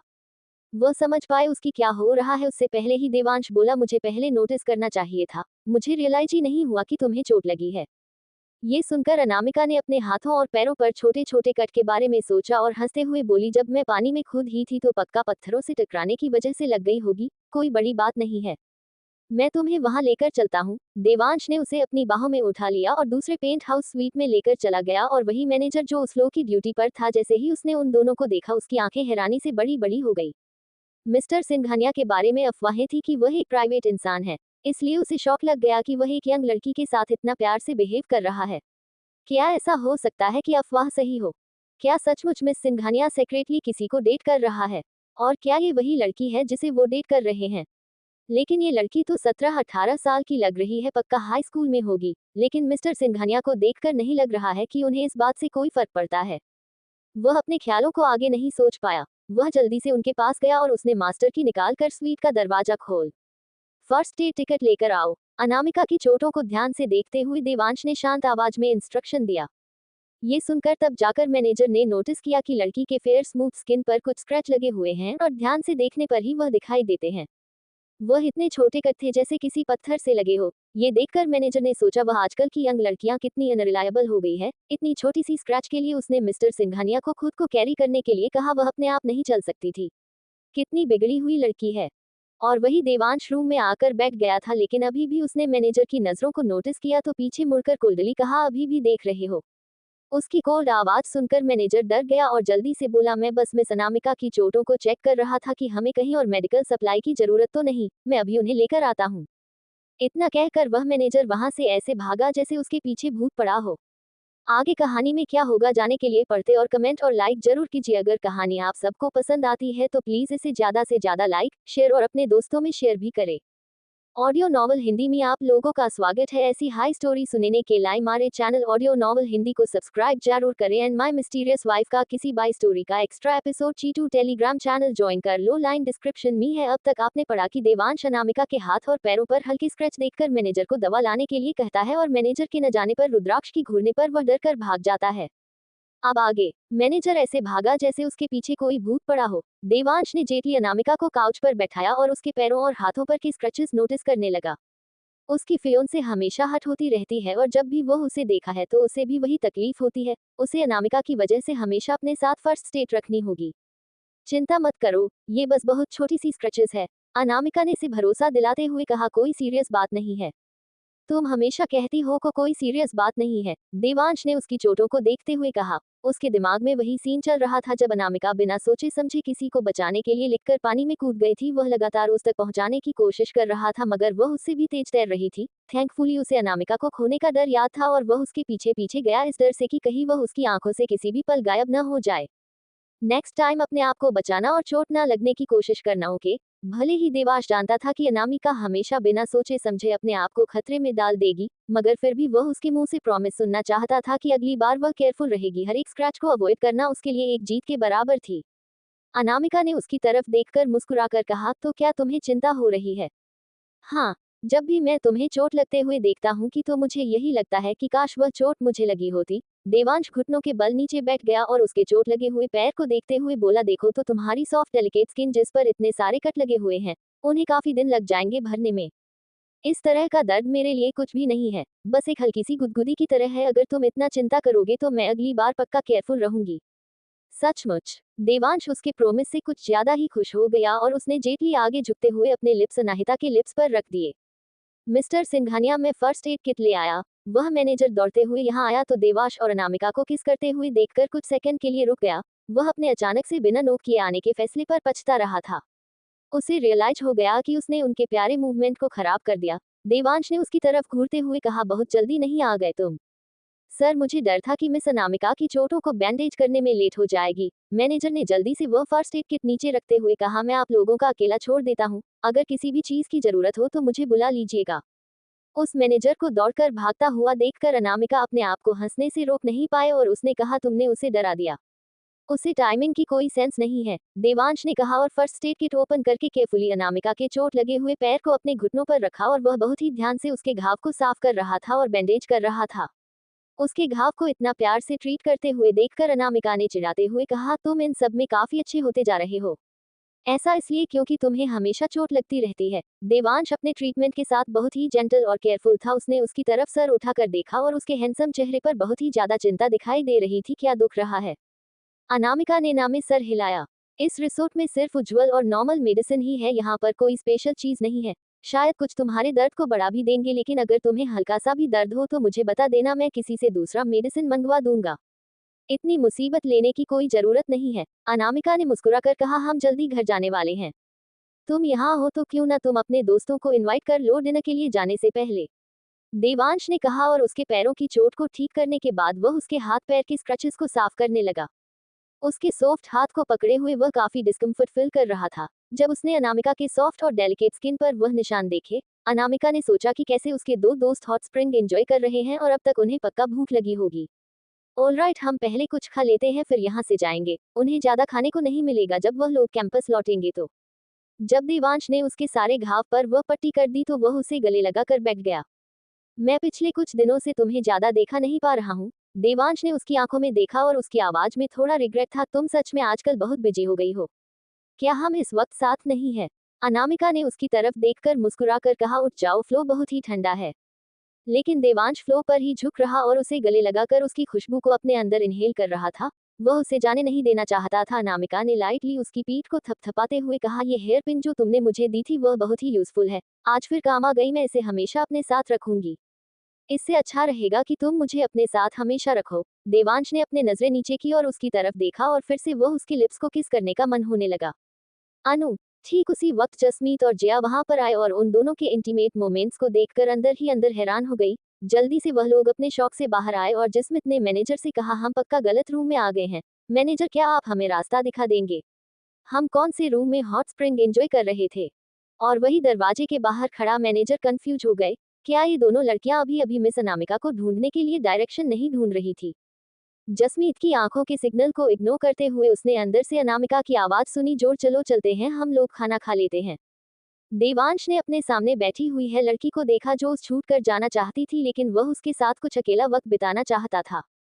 उसकी कोई जरूरत नहीं है, हमें भूख नहीं लगी है। जिया उनके अलोन टाइम को डिस्टर्ब नहीं करना चाहती थी। उसे रियलाइज हो गया कि क्यों थोड़ी देर पहले अनामिका उनके साथ हॉट स्प्रिंग में नहीं बैठी हुई थी, वह यहाँ देवांश के साथ थी। उसके दिमाग में वही इमेज घूम रही थी जहां देवांश घुटनों के बल बैठकर अनामिका को किस कर रहा था, जिससे उसे थोड़ी सी जलन हुई। उसे कोई आइडिया नहीं था कि वह लोग प्राइवेट में एक दूसरे से इतना अटैच है। और सबसे हैरानी वाली बात यह थी कि देवांश ओवरबेयरिंग योर टाइप नहीं था, बल्कि एक क्यूट पप्पी बन जाता था अनामिका के सामने। उसका प्यार, उसका एटीट्यूड, सब कुछ बहुत ही चार्मिंग हो जाता था और उसके कंपैरिजन में अनामिका एक क्वीन की तरह थी, जो बैठकर आराम से प्यार को एंजॉय कर रही थी। आप लोग कैरी ऑन कीजिए, हम लोग वापस जा रहे हैं, हमने अभी भी अपना हॉट स्प्रिंग बात खत्म नहीं किया है, जिया ने जल्दी से कहा और थोड़ा सा लंगड़ाते हुए जल्दी से जसमीत को अपने साथ खींचकर ले जाने लगी। तुम्हारी दोस्त ने कहा कि हम कंटिन्यू कर सकते हैं, देवांश ने कहा और फिर से अनामिका को किस करने के लिए झुक गया। उनका पैशन डिप हो रहा था और वहीं दूसरी तरफ जसमीत और माया अपनी प्रेसिडेंशियल स्वीट में लौट आए और उनका दिल अभी भी तेजी से धड़क रहा था। दोनों को प्यार में कोई एक्सपीरियंस नहीं था, इसलिए जो सीन उन्होंने अभी अभी अपने सामने देखा वह शॉकिंग, इंटीमेट और स्वीट भी था। अनामिका कितनी इम्प्रेसिव है जो उसने इतने आउटस्टैंडिंग इंसान का दिल जीत लिया है। तुमने देखा मिस्टर सिंघानिया, आंखों में सिर्फ वही दिखाई देती है, ये क्लियर सी बात है कि वह उससे बहुत प्यार करते हैं, जिया ने एक सिंसियरली कमेंट किया। मुझे लगता है कि यह अनामिका की अपनी एक्सीलेंस है, जिसने इक्वली रिमार्केबल देवांश को उसकी तरफ अट्रैक्ट किया है। क्या तुमने नोटिस नहीं किया, वह दोनों ही अपने लुक्स और पर्सनैलिटी के बारे में बिल्कुल एक जैसे हैं? जसमीत ने अपना नजरिया शेयर करते हुए कहा। अनामिका सचमुच हम सब लोगों को आउटसाइन करती है। वह ऐसा कैसे करती है? जिया अपने आप को सोने से रोक नहीं पाई। मेरे लिए फ्यूचर में डॉक्टर बनना ही चैलेंजिंग था, जैसे और कोई रास्ता ही ना बचा हो। लेकिन अनामिका ने ऑलरेडी आज के कंपटीशन में अपने सर्जिकल स्किल्स को सबके सामने दिखा दिया है। ये सिर्फ इसीलिए हुआ क्योंकि मुंबई कॉलेज के मेडिकल स्टूडेंट्स ने अनामिका को चैलेंज किया और उसे स्टेज पर उसके स्किल दिखाने के लिए मजबूर किया। किसे पता था कि अनामिका अपने अंदर इतनी स्किल छुपा कर बैठी है। अनामिका बहुत यूनिक और टैलेंटेड है। वह बहुत ही यंग एज से बहुत मेच्योर से सब कुछ सिखाती आई है और उसने हम लोगों से कई ज्यादा एफर्ट और टाइम लगाया है, इसलिए वह इतना कुछ अचीव कर पाई है। अगर तुम्हें मेडिसिन में कभी भी किसी मदद की जरूरत हो तो उससे पूछने में हिचकिचाना मत, वह हमेशा नॉलेज शेयर करने में खुशी होती है।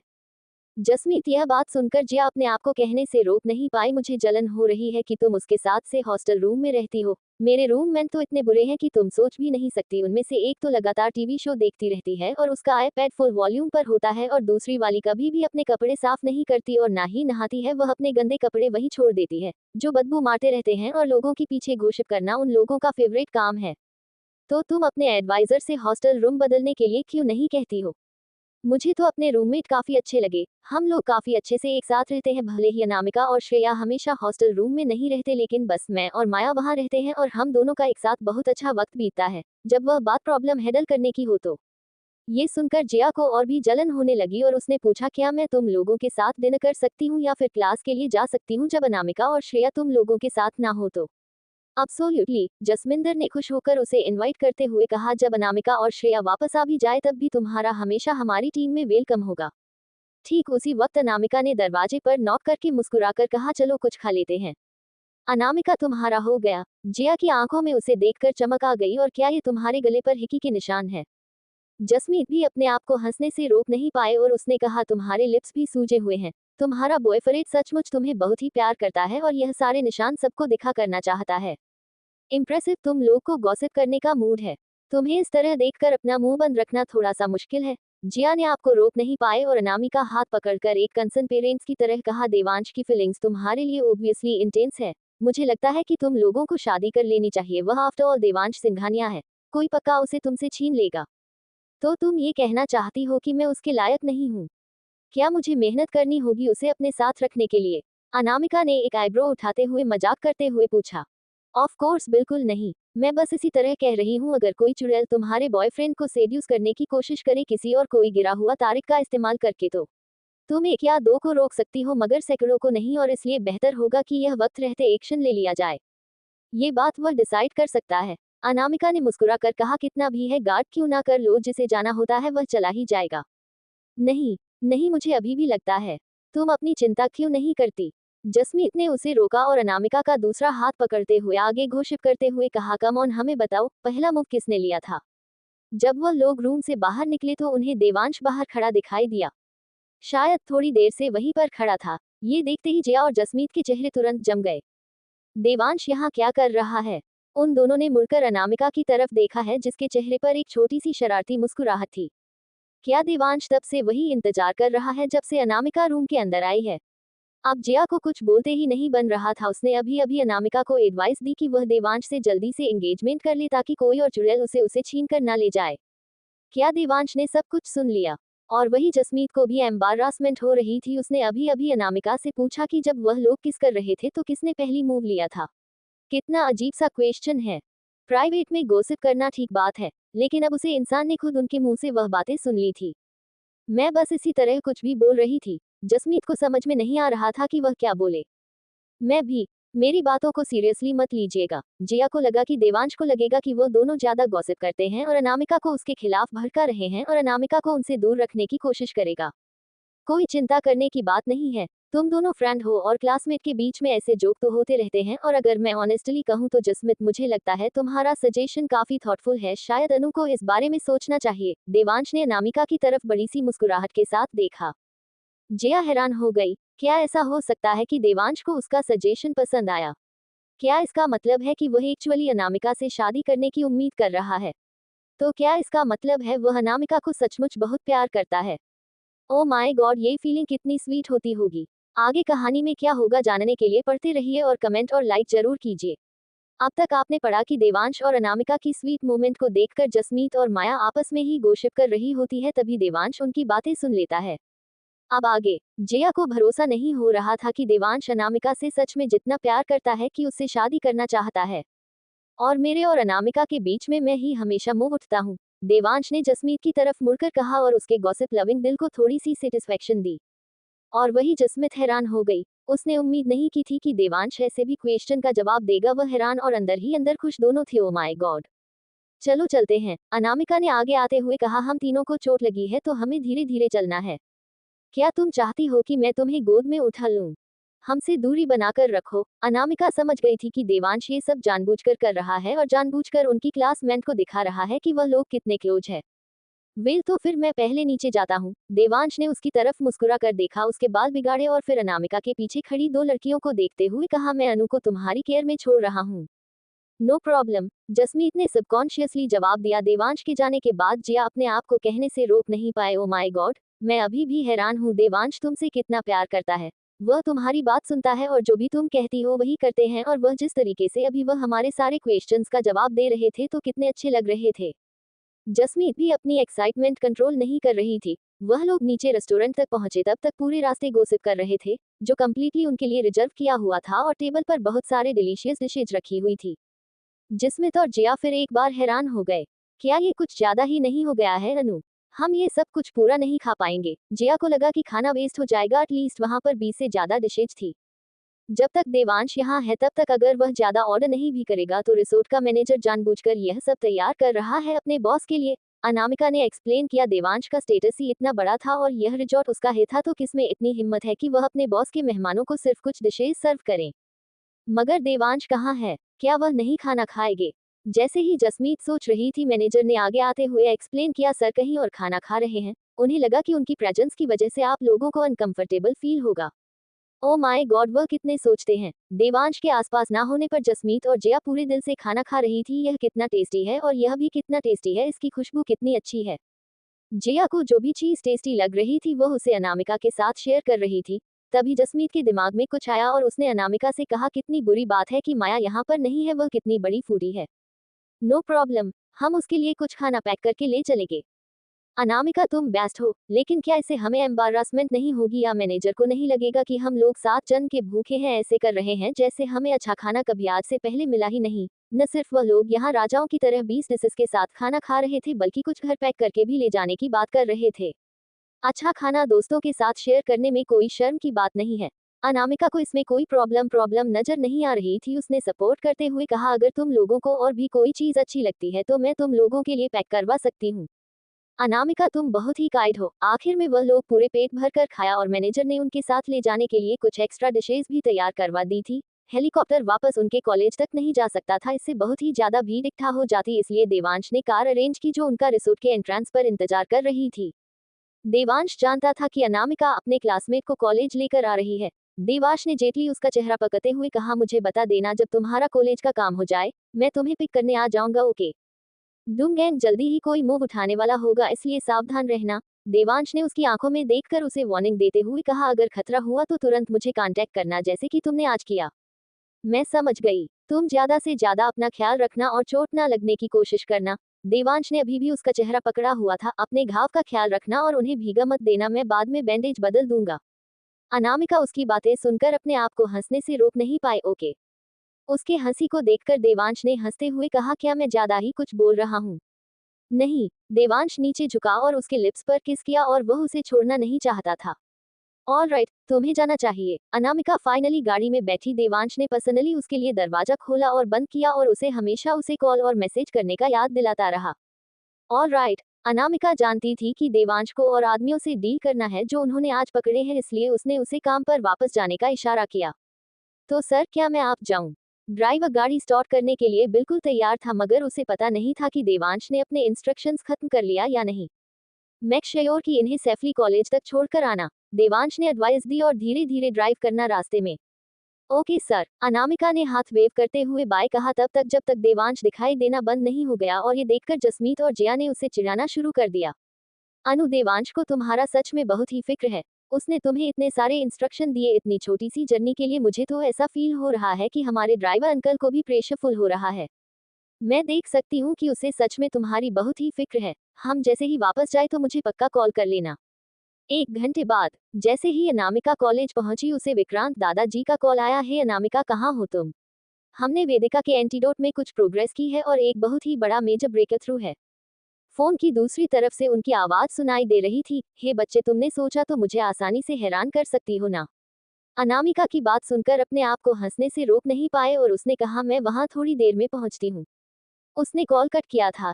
तभी उसने अपने सामने से वीरेन, अद्विक और माया को उनकी तरफ दौड़ करते हुए देखा। अनामिका, तीनों ने एक साथ उसे ग्रेट किया। दोनों ही लंबी लंबी सांस ले रहे थे, जैसे उन्होंने अभी अभी कुछ खबर सुनी हो और उसे दौड़ते हुए उन लोगों से मिलने आए हो।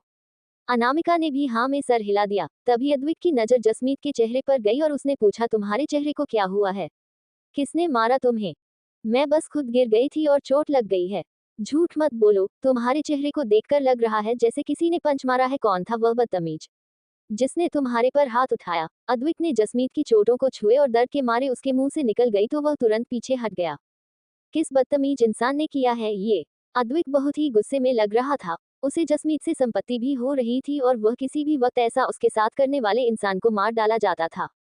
उसकी चिंता को देखते हुए अनामिका समझ गई कि उसके मन में पक्का जसमीत के लिए कुछ फीलिंग्स होगी और उसने सॉफ्टली कहा, जिस आदमी ने ये किया है उसने ऑलरेडी मेरे आदमियों ने पकड़ लिया है, तो उन्होंने जसमीत पर अटैक क्यों किया? तुम्हारे पास इतने सारे क्वेश्चन क्यों होते हैं? ये कितना अनाइंग है। जसमीत ने गुस्से में पैर पटकर और आगे की तरफ जाने लगी तो अद्विक उसे फॉलो करते हुए बोला, तुम्हें चोट लगी है और क्या मैं पूछ भी नहीं सकता? तुम्हारे हाथ में क्या है? मुझे पकड़ लेने दो। जसमीत ने मना कर दिया, मगर अद्विक ने उसके हाथ से छीन लिया और कहा, तुम्हें चोट लगी है फिर भी तुम खाना पकड़ कर घूम रही हो। तुम कितनी बड़ी फूडी हो। तुम फूडी हो भुक्कड़ कहीं के। यह माया के लिए है। क्या तुमने डिनर कर लिया है? हाँ मैंने अभी अभी किया। अनामिका ने हमें अच्छा सा खाना खिलाया। क्या ये खाना अच्छा है? क्या मैं भी थोड़ा सा खा सकता हूँ? अद्विक को भी वह खाना टेस्ट करना था जिसके बारे में जसमीत तारीफ कर रही थी। नहीं, बिल्कुल नहीं, ये सब माया के लिए है। वह दोनों इसी तरह झगड़ा करते हुए जा रहे थे और वही माया ने अपना मुंह शौक के मारे कवर किया हुआ था। वह धीरे धीरे जिया के मुंह से उनकी किडनैपिंग की सारी बातें सुन रही थी। तब जाकर वीरेन ने अनामिका की तरफ देखते हुए पूछा, अनामिका ये सब हो क्या रहा है? कुछ लोग मेरे लिए थोड़ी सी परेशानी खड़ी कर रहे हैं और जब वह मुझे नहीं ढूंढ पाया तो उन्होंने जिया और जसमीत को किडनैप कर लिया। मगर अद्विक को बोलना केयरफुल रहने के लिए और अगर पॉसिबल हो तो जसमीत और माया का ख्याल रखना मेरे लिए। किसकी इतनी हिम्मत हुई कि वह तुम्हें परेशान करें? ये सुनकर वीरेन ने अपने स्लीव्स उठाते हुए कहा, अनामिका बताओ मुझे वह लोग कौन है? मैं उनसे दिल कर लूंगा। वह कोई ऑर्डिनरी इंसान नहीं है। अनामिका ने ज्यादा बात को एक्सप्लेन नहीं किया और कहा, बस केयरफुल रहना, अगर तुम्हें कुछ भी स्ट्रेंज चीज नोटिस हो तो डायरेक्ट मुझे कॉल करना। मगर अनामिका तुम्हारा क्या? मैं अपने आप को प्रोटेक्ट कर सकती हूँ। ऑलराइट, मैं और अद्विक जसमीत और माया का ख्याल रखेंगे। केयरफुल रहना, मैं पहले लैब जा रही हूँ। बाकी दोनों को झगड़ते हुए देखकर और जिया और माया को वह गहरी बातों में देखकर अनामिका ने सबसे पहले अकेले लैब जाने का फैसला किया और वहीं वीरेन को समझ नहीं आ रहा था कि अनामिका क्यों इतना वक्त लैब में बताती है। मगर उसने उस बारे में सुना था कि कैसे अनामिका आज मुंबई कॉलेज में उनकी कंपटीशन के लिए उनकी टीम को लीड कर रही थी। उसकी सर्जिकल स्किल्स और उसकी स्ट्रक्चरिंग तकनीक ने सारे जज को हैरान कर दिया था। पक्का उसने ये सारी स्किल्स लैब में ही सीखी होगी। और वही जब अनामिका ने लैब का दरवाजा खोला, उसे अंदर से विक्रांत दादाजी की एक साइड आवाज सुनाई, अनु इसे चेक करो, यह अपग्रेड डिटॉक्स पिल है जिसमें टॉक्सिक ब्लड भी मैंने इंक्रीज किया है और देखो तो ये टॉक्सिन धीरे धीरे गायब हो रहे हैं। अनामिका उनके पास गई और उसने दो सबस्टेंस को रिएक्ट करते हुए देखा तो सचमुच टॉक्सिन धीरे धीरे गायब हो रहा था। यस, यह मेरी कई दिनों की रिसर्च के रिजल्ट है। जब यह अपग्रेड डिटॉक्स पर स्टॉकिंग से मिलती है तो ऐसा होता है जैसे पेट्रोल आग से मिल गया। ध्यान से देखो, यह आज धीरे धीरे गायब हो रही है। विक्रांत दादाजी की एक्साइटमेंट बिल्कुल नहीं छुप रही थी और उनकी हंसी भी बहुत ही तेज हो गई थी। वेट ए सेकंड, यह आखिरी वाला पॉइजन क्यों नहीं गायब हुआ? विक्रांत जी की आंखें लगातार बड़ी हो गई और वह लगातार एचडी बने एक ही स्क्रीन की तरफ देखे जा रहे थे। उनके अपग्रेड डिटॉक्स पेल ने उस जगह पर वह कितनी बार अटैक क्यों ना किया हो, वह चीज है वहीं से बिल्कुल नहीं हिल रही थी और ना ही काम हो रही थी और ना ही गायब हो रही थी। ये देखकर अनामिका ने एनालाइज करते हुए कहा, इसका मतलब है कि यह एक अपग्रेड डिटॉक्स पर भी वेदिका की बॉडी से पूरी तरह से जहर को खत्म नहीं कर सकती, लेकिन पुराने एंटीडोट का वर्जन से यह वाला थोड़ा सा इंप्रूव हो गया है। ये पॉसिबल नहीं हो सकता। मैं क्लियरली और सारे टॉक्सिन निकाल दिए थे। सुबह वाले एक्सपेरिमेंट में कैसा हो सकता है कि टॉक्सिन रीजनरेट हो गया हो? विक्रांत जी ने कहा और फिर से एक्सपेरिमेंट प्रक्रिया को रिव्यू करने लगे। ये पॉसिबल हो सकता है कि यह कोई ऐसा इंग्रेडिएंट हो एंटीडोट में जो पूरी तरह से इस तरह के टॉक्सिन को खत्म ना कर पा रहा हो। अगर टॉक्सिन रीजनरेट हो रहा है तो इसका मतलब है कि हमें एंटीडोट के एक कंपोनेंट्स को फिर से एडजस्ट करना पड़ेगा।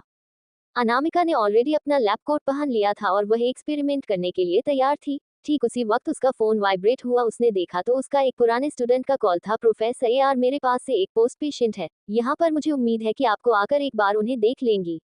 कॉल करने वाले इंसान की टोन बहुत ही ज्यादा रिस्पेक्टफुल थी और उसने कहा, यह मेरी फ्रेंड की मदर है। मैं इस सिचुएशन में आपको परेशान नहीं करना चाहता था। अगर सिचुएशन ज्यादा मुश्किल नहीं होती तो मैं आपको कॉल नहीं करता। मगर बिना कुछ सोचे समझे अनामिका ने मना करते हुए कहा, आई एम सॉरी, मैं वहां नहीं आ सकती, मैं बहुत बिजी हूँ। इस वक्त उसके पास बहुत ही ज्यादा काम था और उसके अलावा डम के फोर्सेस उस पर कड़ी नजर रखे हुए हैं और हर एक मौके का इंतजार कर रहे हैं। अगर वह उसे फैमिली के पास गई उन्हें बचाने के लिए तो हो सकता है कि वह उस मासूम फैमिली को मुसीबत में डाल दे, जैसे आज उसकी वजह से जसमीत और जिया खतरे में पड़ गई थी। मैं समझता हूँ कि आप बहुत ही बिजी हैं और मैं अपने दोस्त को रोता हुआ नहीं देख सकता था, इसलिए मैंने हिम्मत करके आपसे मदद मांगी। पेशेंट की कंडीशन बहुत ही ज़्यादा डिफ़िकल्ट होती जा रही है और मेडिकेशन को लेकर मेरे पास कोई भी आइडिया नहीं है। अगर आप थोड़ी-सी भी मदद कर पाएँ तो मैं बहुत ही एप्रिशिएट करूँगा। 1-2 बार बात कर ले और एग्ज़ामिन कर ले, यही बहुत होगा मेरे और मेरे दोस्त के लिए। कॉल करने वाला इंसान अनामिका की हेल्प के लिए बहुत ही ज़्यादा बेचैन था। लेकिन दुनिया में ऐसे बहुत सारे लोग हैं जिससे अनामिका की मदद की जरूरत थी, लेकिन सिर्फ वह एक है और वह सबको नहीं बचा सकती। लेकिन एक डॉक्टर होने के नाते अनामिका ने फाइनली कहा, मुझे मेडिकल रिपोर्ट भेजो, मेरे पास जब वक्त होगा तो मैं देख लूंगी। थैंक यू प्रोफेसर, यार मैं अभी आपको ईमेल कर देता हूँ। कॉल काफी खुश होकर उसे थैंक यू बोलते हुए कहा, मैं आपके जवाब का इंतजार करूंगा। इतना सुनने के बाद अनामिका ने कॉल कट कर दिया। आगे कहानी में क्या होगा जानने के लिए पढ़ते रहिए और कमेंट और लाइक जरूर कीजिए। अगर कहानी आप सबको पसंद आती है तो प्लीज़ इसे ज़्यादा से ज़्यादा लाइक, शेयर और अपने दोस्तों में शेयर भी करें।